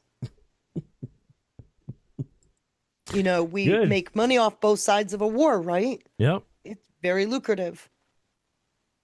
And gosh, I saw Trump post this. About almost 20 hours ago. I think I love it. I mean, at this point, if Trump's face is not sculpted in the side of Mount Rushmore, we are lost as a country. 'cause we yeah. can't- I mean, guys, come on. There's a couple presidents on there. I would argue he's even better than. Mhm. If you haven't seen this, no, that's not it. I don't know if this picture is real. It would be outstanding to find out on the 250th July 4th. That's AI'd. It's got to be. But It is AI. I can dream. I can dream. That would be great, though. Start arresting. He posted. Start arresting poll workers that cheated in elections and watch how fast they tell you who told them to cheat. You did see where that came up last week, right? No. They want the names. This is what Pitts and everybody was so upset about, remember? They want the names of all the poll workers in Fulton County. Fulton, that's right. That came out last week. Fulton, they now have to Provide all those names. They have to cooperate. They're forced to cooperate, guys. They're being forced to cooperate. And Pitts lost Pitts lost the court action. The FBI now can go into all those boxes. And then on the heels of that, give us all these names. That just came out. Yep. Well, here is, we got some Promethean. You want to play this and talk about it? Mm-hmm. All right. Of course. We got some Susan Kokenda, everybody. Let me make sure we're all caught up. Oh, that's right. Thank you to Jax. I think I already got that one. Thank you for the cookie. Filter Dog with that link, and I put that in your DM. I'm sorry. I put that in the digs folder. Okay. He gave the clip. Filter Dog gave the clip where Rubio said it. Where Rubio said he's got to be. Wow. Yeah. Oh, he's saying from Europe, not Germany. Yeah. It's a full withdrawal from Europe. It's still a big deal. That's huge because that is our largest presence, right? Yeah, that's the only thing that readers added context to. He's playing hardball now with the member countries. Which removing troops from Germany is the same thing as moving them from Europe or the EU, right? Well, that's what he's talking about, the whole NATO coalition. And $60 billion a year defending Europe, zero help on the Hormuz. Time to bring them home. Well, the argument has been that the U.S. can't pull out because it's a treaty. But if you're a member country and you're in breach of the original treaty, which was 2% of GDP, that voids it. We can back out. Yeah. Yeah, they're in breach of contract. 100,000 troops, $60 billion a year defending Europe with zero help on Hormuz. He has every right to do this. Yep.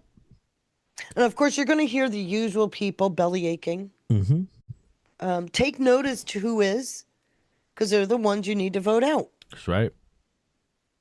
That's right. Thank you again, Filter Dog, and everybody over on Rumble as well, and Boyer with that $20 Rumble rant. And we currently have on the leaderboard. Guys, please consider hitting that like over on Rumble if you can, if you're listening, lurking on X. And could hit that like, that would be huge. We have a close race on the leaderboard over in Pilled with DeKalb in third place with 1,000 gold pills. Unchained 01 with 1.1K. And Pigs on the Wing in first place with 1.2K. I love that name. Yeah, Pigs on the Wing. Thank you, guys. And Pigs on the Wing in first, Unchained in second, DeKalb in third. God bless you guys. All right. Susan Kokinda. President Trump is flying to China this week. But if you want to understand what is really going on, you need to pay very close attention to what Russian President Putin just said. We started working with our major partners and friends, primarily with our friends from the People's Republic of China, India, and some other nations, including the U.S. administration. We simply presented our friends, colleagues, and partners with a picture of what the situation could develop into. Now, Putin was referring to security concerns around Victory Day, but his list of Russia's partners and friends, China, India, and the United States, tells you everything about why the empire had to convene a big anti-Trump war council in Mark Carney's Canada this past weekend, headlined by top Soros and Obama operatives.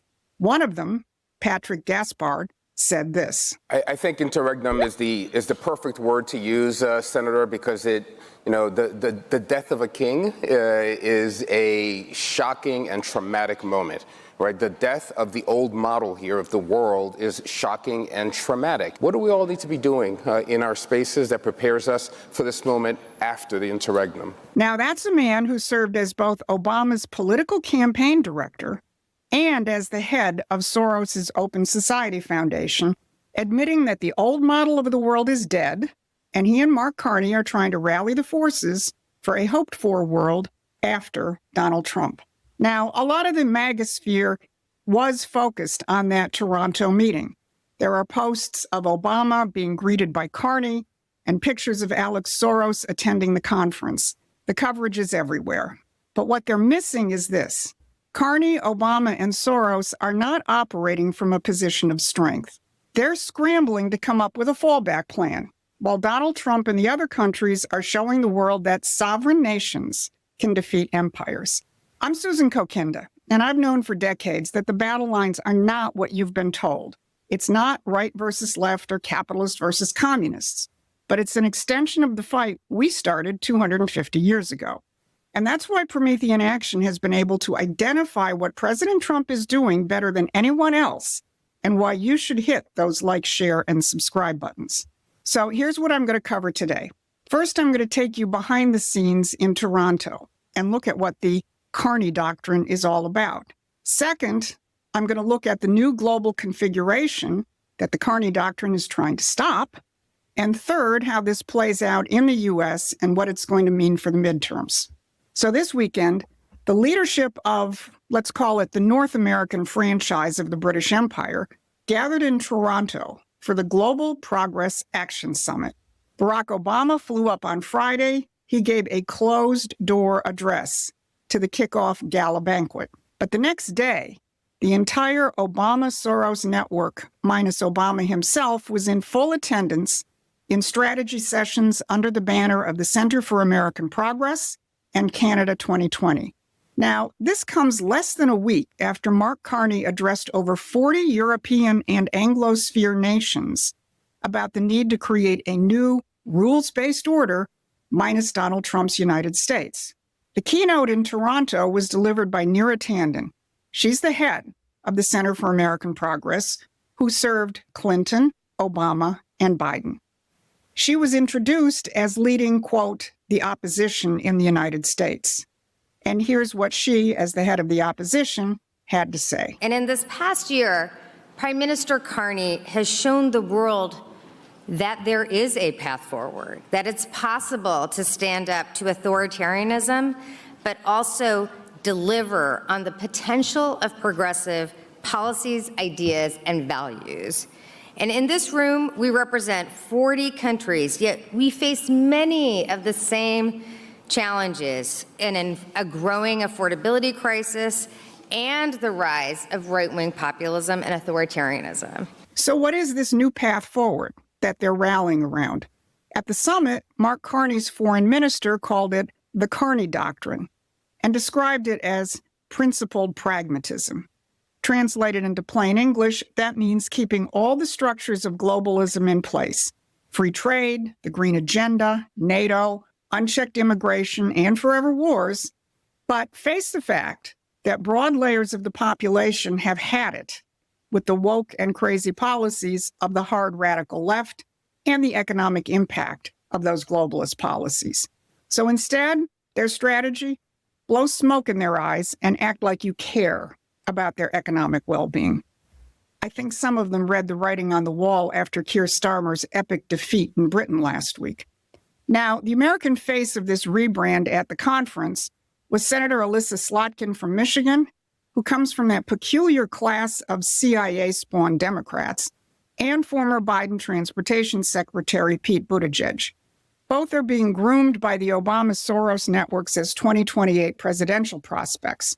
So here's Slotkin echoing Carney in American terms. I think the thing that I think is very important is we're never going to go back to the way the world was. If the old system is no longer working, but we're in this interregnum reorganization, what does it look like when we come through the tunnel? And I would offer that what to me is very fundamentally important is that while ideals that many of us, myself included, were trained on, we have to deliver for our public. Our foreign policies have to serve the economic well-being of our countries. And if people can't see the connection between our engagement abroad and what it does for them back home, if they don't understand that in their bones, we got a problem. They are admitting they have a problem. Now, look at who isn't admitting that. Look at who was not at the summit. AOC, Hakeem Jeffries, Gavin Newsom, and their ilk. Those are the lemmings still running off the cliff of the old narrative. CAP is positioning itself as the real opposition to Donald Trump, and they're saying it out loud. Now, who's actually running this? They all come from the Obama, Biden, Soros networks. Look at Gaspar, the man you just heard called Trump's presidency an interregnum. He was Obama's national political director in 2008. Then he became the director of the White House Office of Political Affairs. And then Soros tapped him personally to run the Open Society Foundations. Now he's at CAP moderating these summits. And CAP, Center for American Progress, itself is the Democratic Party's operational headquarters between administrations. It was launched by John Podesta, who's the closest thing that the Democratic establishment has to a permanent staff director. He was Bill Clinton's chief of staff, Obama's counselor, Hillary Clinton's 2016 campaign chairman, and Biden's climate spending czar. So CAP has also internationalized itself through these global progress action summits. A previous summit was keynoted by Tony Blair. In 2024, the summit was embedded inside the Democratic National Convention. And in 2025, the whole Anglosphere came together for the summit, with Canada, Britain, and Australia sending their prime ministers. So this has been a multi-year running political coordination operation with direct pipelines to the Obama networks, the Soros networks, and the British through Tony Blair and a variety of other prime ministers. And it just landed in Canada under the Carney Doctrine. Now, watch this group, because it is easy to stay focused on the crazies in the Democratic Party. But these are the people who are being groomed to try and run things at the highest levels of the empire.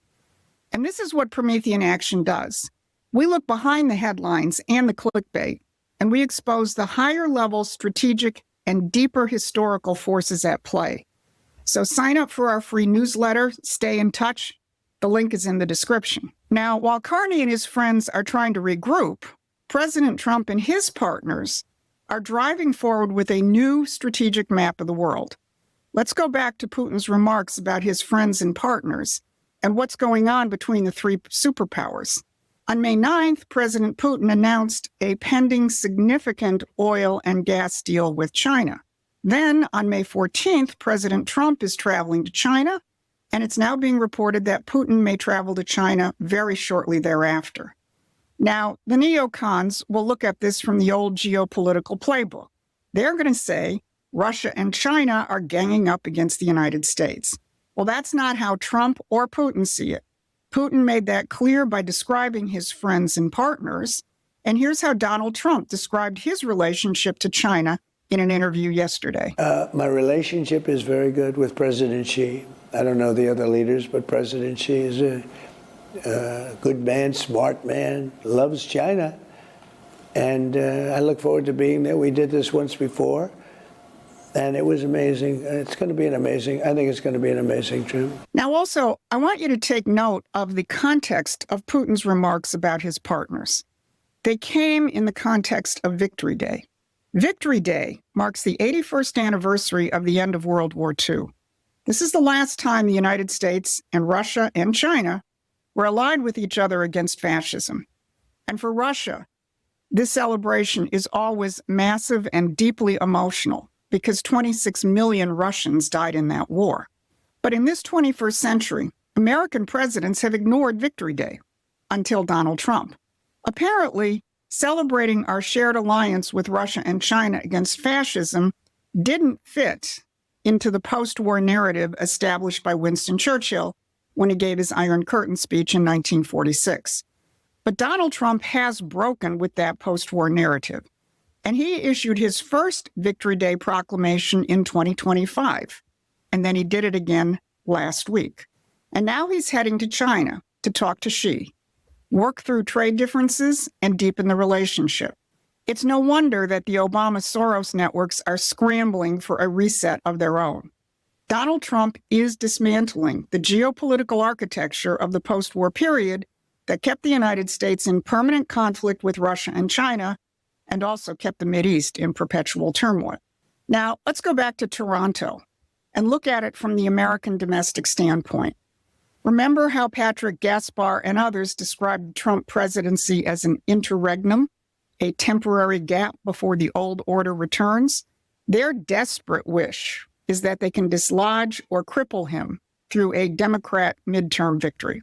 But as Barbara covered on Wednesday, those hopes took several really big body blows last week, with both the U.S. Supreme Court and the Virginia Supreme Court delivering decisions on redistricting that makes a midterm path significantly harder for the Democrats. Here's a New York Times headline, which captures the state of mind. A private call reveals Democrats' desperation over tossing of map. So the Obama-Soros network now knows they've got to work even harder. And that means trying somehow to win back the working class. Listen to how CAP's Neera Tanden framed it in Toronto. I hope in your countries, people see what's happening in the United States and again recognize that this championship, this idea that the far-right champions the working class is actually a failure. A failure. That's what they want you to believe. They need you to not see what Trump is actually doing for the working class. Do you not see? His tariff policies, his anti-monopoly push, and his credit for industry framework are creating a genuine economic revolution. They need people to stay in the world of being losers and victims, rather than seeing the profound changes taking place in our economy right now and what that means for the future. This is exactly where Promethean Action comes in. It's our job to make clear the depth of that economic... Well, any challenges or... I'm not challenging any them. agreements?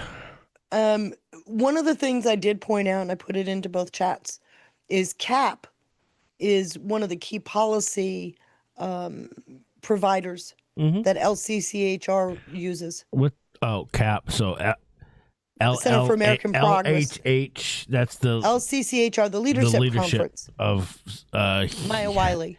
A leadership on The leadership conference on civil rights. Civil and human rights, right? Okay. And civil and human rights, yes, LCCHR. So CAP is their policy piece. It's one of the key members. Oh. Okay. And so remember, So that was passed by SPLC. Congress at some point?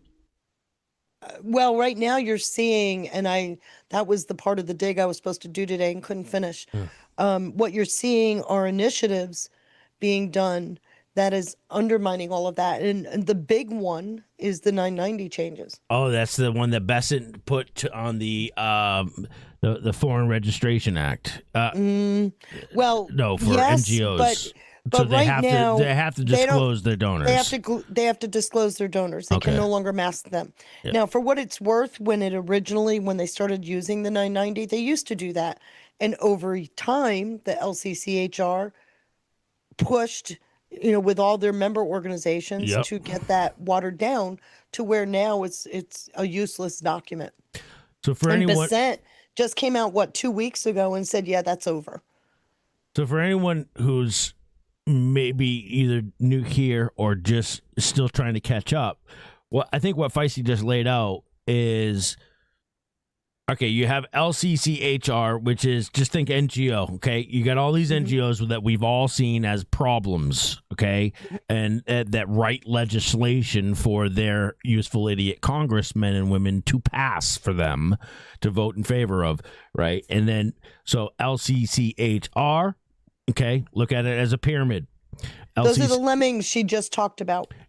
Gavin Newsom and the like. Right. So the lemmings, and I've always said this too. Like, we can look They're at puppets. we can look at these bad actors all we want and blame them all we want, but they're not necessarily the problem. They're all puppets. They're all useful idiots. And when you doing other start to people's bidding. understand, if you can kind of think through and understand what it means to be entrenched and fortified, it should even make more sense, because these groups are they're shielded from the primary focus of media. We show the Gavin Newsom's doing stupid shit. We show They Carney don't want doing to be at the stupid- forefront. They don't want to They're be not, talked no, about or because anything. they will throw Yep. somebody under the bus just to right. keep the system in place. That's And right. and here's the thing, is those being thrown under the bus know that it's their turn. And even the NGOs are useful idiots, but for argument's sake and for the sake of conversation and figuring out who, the whole control structure. Okay, look at it as a pyramid. LCCHR, which you never hear of. Okay, you don't hear about them like you hear the SPLC, the ADL, the ACLU, AFL, all of that, all the three-letter Which NGOs. are all a part of that And coalition. they're all underneath that umbrella, LCCHR or coalition. It's one big group, and you're not a part of it, and you wouldn't want to be a part of it anyways. But so that's what Feisty's and laying remember, out. And in the Besant just wrote that to Feisty's point. Besant just wrote, or he's making it so that all these NGOs have to show prove who their donors are, where before they didn't have to, right? Right, they were shielded. And don't forget, now we're looking at the LCCHR piece, which is the influence node for information, right? Yep. Don't forget, you've got other nodes. You've got the MIC that uses this, the Center for Strategic and International Studies. That's right. their NGO, right? And that's 1,500 organizations. So you've got all of these groups. When you align all those nodes, you are showing that they are throwing everything they've got at unseating. And it raises the question I asked in here. Explain to me how both populism and authoritarianism are in the same sentence. How doesn't can they work, even does make? it? How can they even? How do they, and they do it every time. So what is that saying? It's directly against Trump. They're calling him an authoritarian, but they're against you and I Yeah. because we're daring to question. Yeah. So the fact, I mean, that argument is weak already right out the gate. Should be proof, further proof that they are really struggling. They are really reeling at this point to even make a coherent argument. And Trump was even posting on True Social. What do Democrats stand for? What does the left stand for today? Nothing. Right. They don't stand for anything, guys. They do stand for something. Yeah, oppose Trump. The opposite of Trump. Just oppose And Trump. if Trump is out there invoking freedom, and if they're opposed to freedom, It's not a stretch. Right. And what has been the goal all along? That's what the whole purpose of the New World Order was, worldwide communism. He posted on Truth 19 hours ago, things Democrats have in 2026. No solutions, no policies, no integrity, no leadership, no talent, no hope, no joy, no love for America. Right. And he's on a posting tear right now, endorsing. Says, I'm very much looking forward to my trip to China, an amazing country so he's going to be meeting with Xi. So That's one of the big. things, if you look it up, you will see that most people are expecting it to be a global reset. And you don't think so? And no, I do expect it. He's been telling us for months that when he gets back, it'll be a new world. Wow. What? For months, he's been saying it. Everything will be different. It will be historic. It'll be a new world. He's been saying this. Damn. You know what else he's posting? Which I find interesting. I am pleased to announce the nomination of Daniel Traynor to serve as the judge on the United States Court of Appeals for the 8th Circuit in North Dakota. I am pleased to announce the nomination of Daniel Domenico to serve as judge. So he's presenting some candidates as for judge. Sounds like replacement theory, doesn't it to you? Yes. He's on a tear right now. Again, it's my honor to nominate Michael Martin to serve as judge on the U.S. District Court for Eastern District of Michigan. I am pleased to announce the nomination of Antonio Pozos to serve as judge on the U.S. District Court of the Eastern District of Pennsylvania. Another one for the Southern District of Texas. Another one for the Northern District of Texas. He's going on another one with the in Colorado, 10th Circuit in Colorado. He's on a tear right now, which the fact that he's doing this right now is a nod to the Senate, right? Yes. He wants the Senate. He's telling the Senate, all right, let's go. Now, what's the Senate taking up this week? I don't know. What are they? Taken up. They're going to vote the Clarity Act out of the committee. Timing on the same day Trump is meeting with Xi. Oh my God! And if you're framing the Beijing visit as a reset of the global power balance, the timing couldn't be more aligned, could it?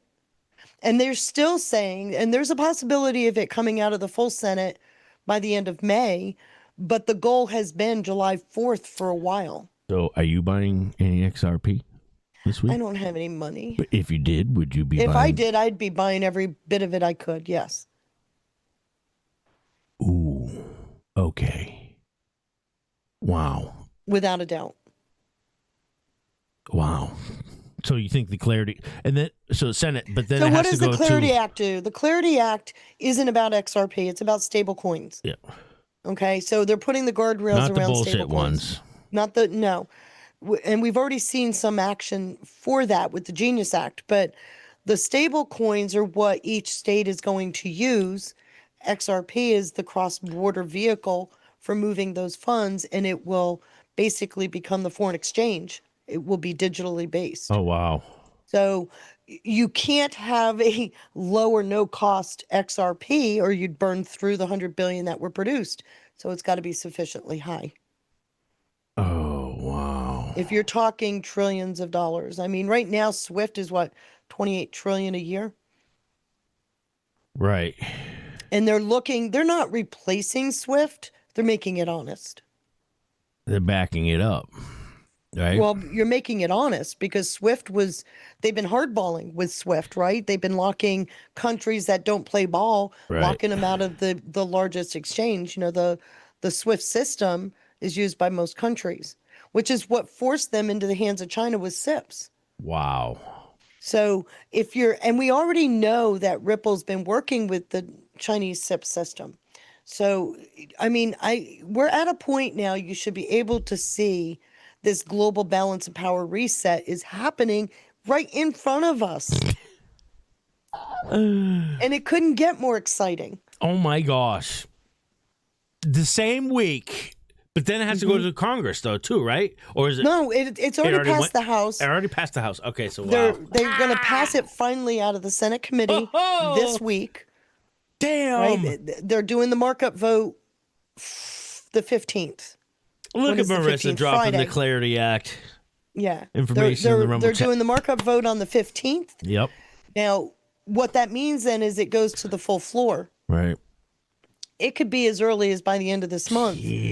I've been saying for years that what causes a full Senate vote on that bill is the same thing that caused the bailout to be approved by Congress, that $700 billion in 2008. And it's the crises itself of the economic collapse. So just stretch with me for a second and think about the Strait of Hormuz, on again, off again. We don't know if it's locked up, ships are moving, this back and forth, back and forth. And I had made a comment in my chat that uncertainty is the first cousin of volatility, right? Mm-hmm. When you don't know what's going to happen, things Right. get volatile. So I can't help but wonder, this entire thing, and you have to tell me what you think, but it was designed to get us to this point where you force that global reset that locks out those that can't figure out if we're populists or globalists, right? Yeah. Authoritarian, I guess would be the better word. So right in front of us, There's we're so seeing much going all on of this right now. happening, and that's what's so exciting. All right, Feisty. At the same time, we have Alberta, Canada. Mm-hmm. Just officially submitted enough signatures to trigger a very historic vote on breaking free and seceding from Canada. Right. Now, let me just point out I wouldn't take something. that lightly. I don't take it lightly, but let me Not point you. out something. Yeah. Alberta, Canada is the main money producer Yes, for Canada, all Canada. all of Canada. Yeah. So look at that threat and don't take it lightly. Do they become the 51st state? I don't know. I don't think so, but I don't know. I know that Albertans would love to. But the fact of the matter is that's an economic crumble for the new world order that's reestablishing in Canada. Mm-hmm. So we're not, this is not subjective thinking anymore. It's right in front of you. And what is the best way to cripple this new alliance that's forming in Canada between Brussels, City of London, Anthropic, the brains of this group? Yes. How do you counter that? Well, you get the Canadians to rise up. Oh, boy. And even But better. I'm also going to point out, if they've got only Canada left to go to, they were already on the way out the door. Oh, gosh. Now, well, okay, so Venezuela now. That's Did you hear about that? interesting. We took, they had some enriched uranium. It was over 20%, but it wasn't 90%. So it isn't weaponized. But we just took custody of that. No, I don't know if you heard Venezuela. This is going to sound crazy. Mm-hmm. Just in, as of 3 hours ago, this is from Nick Sordor. President Trump is considering making Venezuela the 51st state. Of course. Of course. It might be trolling. He does a little bit of that from time to time, yes. And thank you to S. Jones 39 for a cookie. Good to see Charlie 3 or 5 out there as well. Much love, Charlie. Thank you for the cookies. Dylan with a cookie. Mm-hmm. Neera Tandon is the auto pen commie, and she won't be around too long from Unchained. So also, and thank you guys for the support out there. But S. Jones with the link says, this is from Kash Patel. I don't know if this just dropped, but He's not trustworthy at all, so don't worry.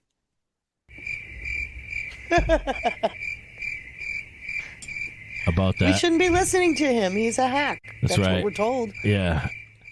I love this. Arcadia Mayor Eileen Wang in California has been charged with acting as an illegal agent of the People's Republic of China in the United States.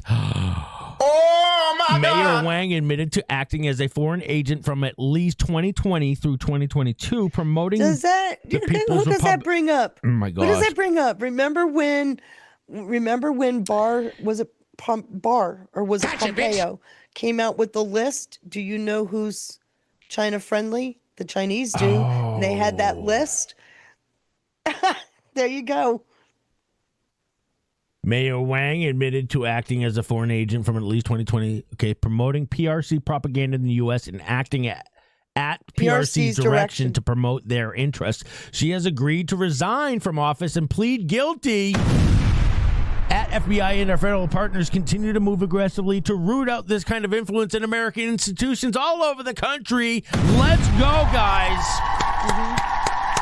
Thank you, S. Jones. Good work. Good looking out. This is incredible, Feisty. This is a shot across the bow. Many others will start and it goes to hear right this. back to that infamous list that China put together. Don't you think the rest of them maybe that entrenched and Unchained is fortified? saying it was Kansas, so yeah. Kansas. That was Pompeo. There was a huge, the National Governors Association meeting. Yes. In 2020, he was at that meeting and he said to them, "Do you know who China is looking at?" They know, they've got a list, and I'm paraphrasing from all get out, but basically he was saying the Chinese had gone through all of the power structure within the U.S. to determine who their acolytes would be for pushing their propaganda. So, look, taking all these people down, that's huge. Let's not forget, too, J.D. Vance doing a bang-up job with fraud, okay? A bang-up job. Haven't you noticed that most of that money wasn't kept domestically? It went offshore. Yes. I'm just waiting for the final indictments to come out to see how much of it funded terrorism, because it looks like a lot of it, which is a treasonous act, isn't it? Yes. That's right. It's a treasonous act. Lending aid and comfort to a foreign enemy. You got so many good things that are happening right now, guys. Steve Hilton leading the race for governor of California. Supreme Court in a 6-3 order allows Alabama to redraw its congressional redistricting map, vacating a lower court Alabama order. State Supreme Court or Supreme Court? No, Supreme Court. Whoa! This just happened? It just happened. Oh my goodness. It's a SCOTUS ruling. But nothing's happening, Ron Elwitt, right? Right? Nothing's So, happening. How many more Republican districts can we gain before the midterms? We're going to get close to a Reagan sweep. If the timing of that Louisiana one, everything has snowballed from there. Everything has snowballed from there. It's incredible. And It's only a 5-page order, by the way. If you want any indicator while I get that ready that things are happening, listen to Mark Elias and what he has to say. Oh gosh, he's fun to listen to Yeah. now. His voice is actually starting to quiver a little bit. Have you noticed? Oh my gosh. Yeah, he's not as certain as he used to be, is he? Yep. Oh, yeah, guys, poor guy. We should send him some more tar. You're How about going that? to love this. Check this out. I've not heard With Your Highness, Miss Royal Fry Voice, Yeah, right. Nicole Wallace. you this angry in a long time. Just share with how this scrambles your workload. Like, look, I mean, in the end, here's why I'm angry. In the end, Democrats are still going to take control of the House. Okay? Like, that's the good news. What did he say? Right. In the end, I think Democrats still could win the Senate. In the end, like, politics will be politics. But the reason why I am so angry is because the Supreme Court of the United States chose to strike down a law that was passed in 1965 that Congress was in dialogue with the court, okay, over in the 1970s and 1980s. And for the last 40 years, we have lived under a set of principles that all players have accepted as a fair, level playing field. And then a group of white Louisianans decided to challenge a map, and the U.S. Supreme Court ordered the parties to argue a case that none of the parties wanted, which was whether the Section 2 of the Voting Rights Act was still in effect under the right test. And then the parties did it. And they chose to issue an opinion in the middle of May while primaries were going on. And then the U.S. Supreme Court thought, you know what? Sure, we let black voters wait 2 years and vote under illegal maps, but God forbid these white voters have to do the same in Louisiana. That would be a constitutional crisis. And against all of that backdrop, have we learned nothing? I mean, have we learned nothing? Has the broader legal community not learned anything? Have the gotcha, bitch. Other than the civil rights groups, have people not learned that when you do this to black voters, it turns out bad for democracy for everybody? So yeah, I'm angry. I'm angry because of the appalling silence that's going on right now around this case and the aftermath. Oh, this is glorious. I feel not so bad for him at all. I don't feel bad for him at all. I mean, he's actually he's been going off the rails quite a bit. Yes. But the last couple of weeks, every time he speaks, you can almost see spittle. You can see the spit from his chest. Man, it's good. It's good. It's great. Gosh.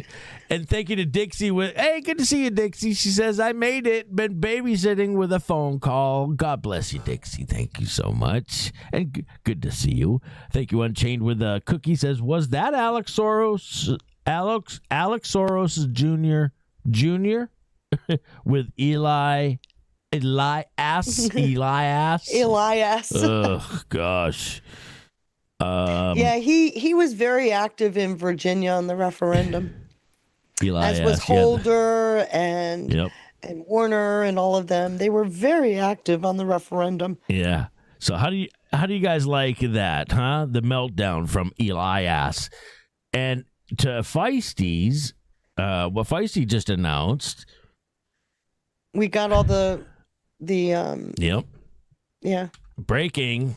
The Supreme Court of the United States has just cleared the way, everybody, for Alabama to now redraw their congressional maps ahead of the 2026 midterms. What is this? 6-3. Another massive victory for the Republicans.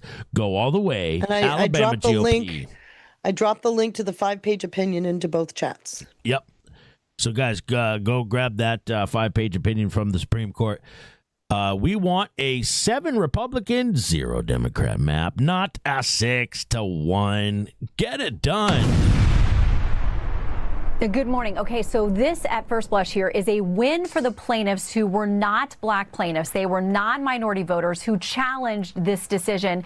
These two districts that were minority majority. Essentially, Louisiana had drawn up districts and then they were told in a legal battle that they had not represented black and minority voters sufficiently. They went back and drew a second district. So they had 2 of these minority majority districts. Well, then non-black voters sued and said, this is now violating our rights on the basis of race. So it looks like this is a 6-3 decision. There is one concurrence here, but it looks like the dissent sticks together with Justices Kagan, Sotomayor, and Jackson. But here's what the majority says. They say in some, because the Voting Rights Act did not require Louisiana to create an additional majority-minority district, no compelling interest justified the state's use of race in creating SB 8. That was those 2 new districts. That's that the map is Louisiana an opinion to action. unconstitutional gerrymander, and its use would violate the plaintiff's constitutional rights. Now, this opinion is almost 100 pages long, so we're going through to see if it says something more broadly about the Voting Rights Act. That had been the fear on the left, that somehow this decision, if it was favorable for those challenging these maps, that it would somehow do a big chunk out of the Voting Rights Act. Haven't gotten to language that suggests that yet. It sounds like this decision is primarily about what happened in Louisiana. So we'll keep digging through this. But for right now, it's a win for those who were challenging these 2 minority majority districts. Now, as we read through this and figure out the broader implications, there were 20 plus districts across the country that would have potentially lined up with this decision. They could be open to challenges that they were drawn on the basis of race, or that it was the primary factor that was used in drawing those districts. Most of those are throughout the South. So we'll look to see if there's enough sweeping language in this particular decision that may have a domino effect on some 20 other districts. Wow. Could be huge for the midterms. We'll continue to read through. Holy cow, Feisty. Okay, so that's the May, I want to say May 1st was that opinion? Mm-hmm. The Louisiana opinion? Yep. Well, what just happened is the Supreme Court has now told them, yes, you can redraw those maps. That's the 5-page opinion today. Again, 6-3. Wow. But again, look at what it's doing. These are all the districts around the country that were developed with race as a proxy, which is what the Supreme Court struck down in the Louisiana opinion, is using race as a proxy to determine districts. Can't do that. So all of these districts around the country that use race as a proxy are feverishly trying to redraw their maps. Mm-hmm. And that changes everything because it picks up Republican seats by definition. It changes everything for the midterms. It's incredible to see how this is all playing out. At the same time, Trump is going to China Wow. for a global power reset. I mean, let's go, man. This is great. I am having such a good time. Now, I wish I wasn't, hurting, because I had some great slides I was starting to draw up to show all of this. we need a break. Well, hopefully by next week, say a prayer that my shoulder stops hurting, because I got some really good things to show. I keep telling people it's one thing to follow Q and see the negative, but I challenge everybody, flip what Q said and find the other side of that coin. You will find so much information that you can't contain it. It just, your heart fills up and spills over, because every action they take, they've been thwarted. And that's what I was showing for this final part of the transparency convergence piece. But I kind of went lame. Oh, that's okay. But it is Golly. amazing to see all of this in real time. There's nothing subjective. You can see it for yourself. If you don't get a warm heart to know that we are going to be just fine, I don't know what to say. I don't either. Which is why they got to come out with something lame that 40% of Democrats believe that Trump's assassination attempts were staged. And sadly, there's many within our movement that believe that.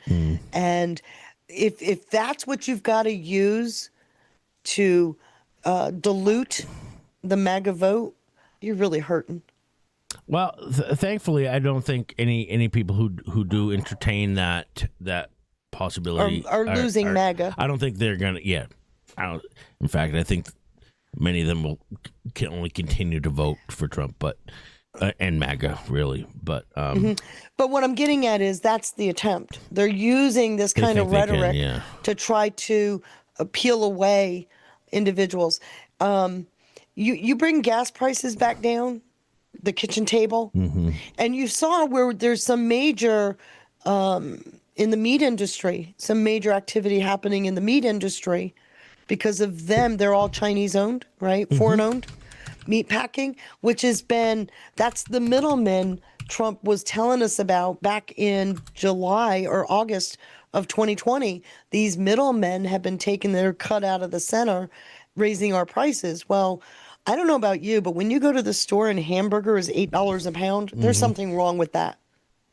Right? Yeah, the meat packing. Yeah. So if you can bring down the price of gas, which lowers the cost of transportation by definition, in and of itself lowers prices, and you bring under control these middlemen that are, kind of stealing from the middle like that, you will have an immediate impact on the kitchen table. So good luck with talking about Trump's assassination attempts being staged because it doesn't work. It always comes down to that piece of bread on your table. I agree. Well, it's about that time. Wow, this show flew by. It did. And I was thinking I was going to be hurting because I didn't have a dig. We did good. I asked Feisty, I said, do you know how good you and I can go off the cuff? We can go for hours. We don't even have to do any pre-show. We could probably go and look. We could doom scroll and probably find enough content to discuss. Yeah, something. and we missed the whole Rubio thing because I was so excited when I saw that. That was a good one. Yep. I really liked what Rubio did. He put Catholics back on the map as being relevant and valuable. Thank you, Marco Rubio. That's right. Yeah. And if you've been in my chat, you knew this stuff. Who, by the way, is the number one prospect to be our next president, by the way. Yes. A lot of people want him. He's leading over Vance even. Well, it's not like they haven't encouraged that with all the roles of Rubio, right? Yeah. They've been doing this huge popularity thing, right? Getting his support. Now, I'm going to ask you again. I asked you this before. When's the last time you remember the name of the Secretary of State? And now it just rolls off your tongue. So there's obviously grooming going on, whether it's for Veep or president, it doesn't matter, but he's definitely being earmarked. Or even Secretary of Defense, or in this case now, the Secretary of War. I don't remember ever knowing their name in the past either. Hegseth, hello. How about DNI? Gabbard. Nobody ever heard of... I mean, DNI is a relatively new office. Right. Other than Clapper, nobody remembers. I don't think people even knew what Clapper's job was. Well, we're going to go raid Season Pixels and the one and only Donald Trump Jr. We'll have a good time. Yes, Feisty, thank you for doing this. I got to go get ready for the news and get myself some dinner. But prayers up for Feisty, everybody. Send Feisty some prayers of healing. Yes. And hopefully nobody else out there. Everybody could use prayers, I'm sure. But... if you're out there dealing with, crazy stuff, don't be afraid to share it with us. Let us know. We even have a show that dedicated for this. This is where Bray's Piano, Krista, and another patriot, Java, do collective prayers for folks. I think they do that on Thursdays, called Cup of Hope on America Rising. Cup of Hope, I think, is Thursdays, yeah. Yeah. I've only watched it once, sadly. I need to watch it more. And I love, and you do something similar as well for folks, which I think is underappreciated. So I appreciate it. Ours is in our chat as well as, we do it every day, 4 times a day. It's probably one of the most selfless things that anybody could ever do, praying for another. Thank you. I'm learning this the older I get, hopefully, and more wiser I get. But yes. Well, kudos to my husband so that I can do the digs. Kevin. He's taken, not Kevin. His name is not Kevin. We've changed his name. Kudos to him. He's taken over that, and I do the digs. I love what you guys do. So thank you as always, Feisty. Go rest your shoulder. And I am going to. Have a good day, everybody, and think good thoughts, because it's great. Yes. All right, hon. I'll talk to you soon. Okay, bye. God bless. All right. Well, guys, that about does it. Another Feisty Digs episode in the books. Go show Season Pixels some love and Donald Trump Jr. And I will see you guys all later on tonight, 9:30 for the news. So again, shout out to Feisty. Please show some love to our amazing, beautiful, badass mods out there. Marissa, crushing it as always. Marissa, do you have a Cash App? I DM'd you this on Pilled. I don't know if you responded or not, but need to know if you have a Cash App. And if you do, don't be afraid to drop it out there in the chat. You've been working, doing amazing work out there. Oh, you got a Venmo. Okay, you can drop your Venmo all you want, Marissa. If anybody wants to show our mods how much you appreciate them, we certainly do. So Thank you so much, Marissa, for all your hard work and all the mods. All the mods. So, God bless you guys. I will see you guys later on tonight.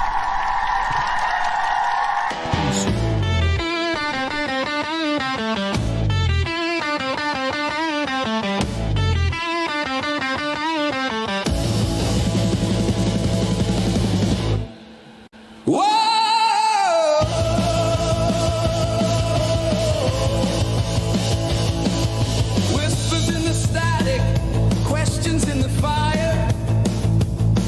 The veil is torn and the seeker never tired. Scrolls of the ancients carved into stone.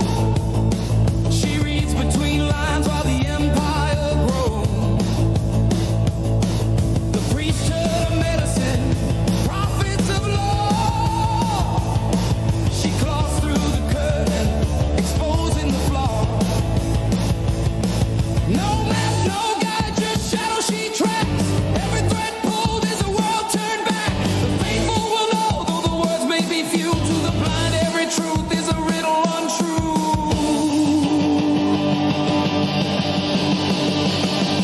Claws of reason, eyes of flame, unmasking the player in the shadow game, where the silence breaks, the hidden shake. She names the unspoken, the world away.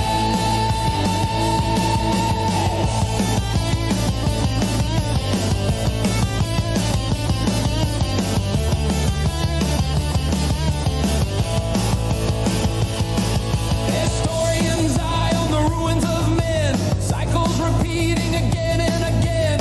Digital soldier, a phantom, a spark, a voice through the wires ignites the dark. Voice of iron, breath of dust, piercing the empire built on rust.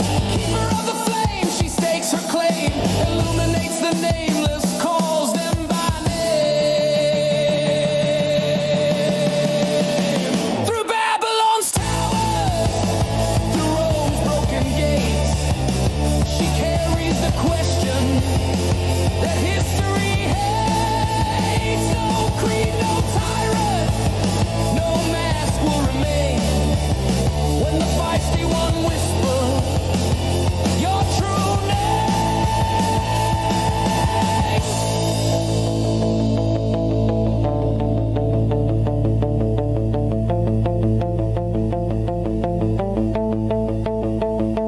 Claws of reason, eyes of flame, unmasking the players in the shadowed game, where the silence breaks, the hidden shakes. She names the unspoken,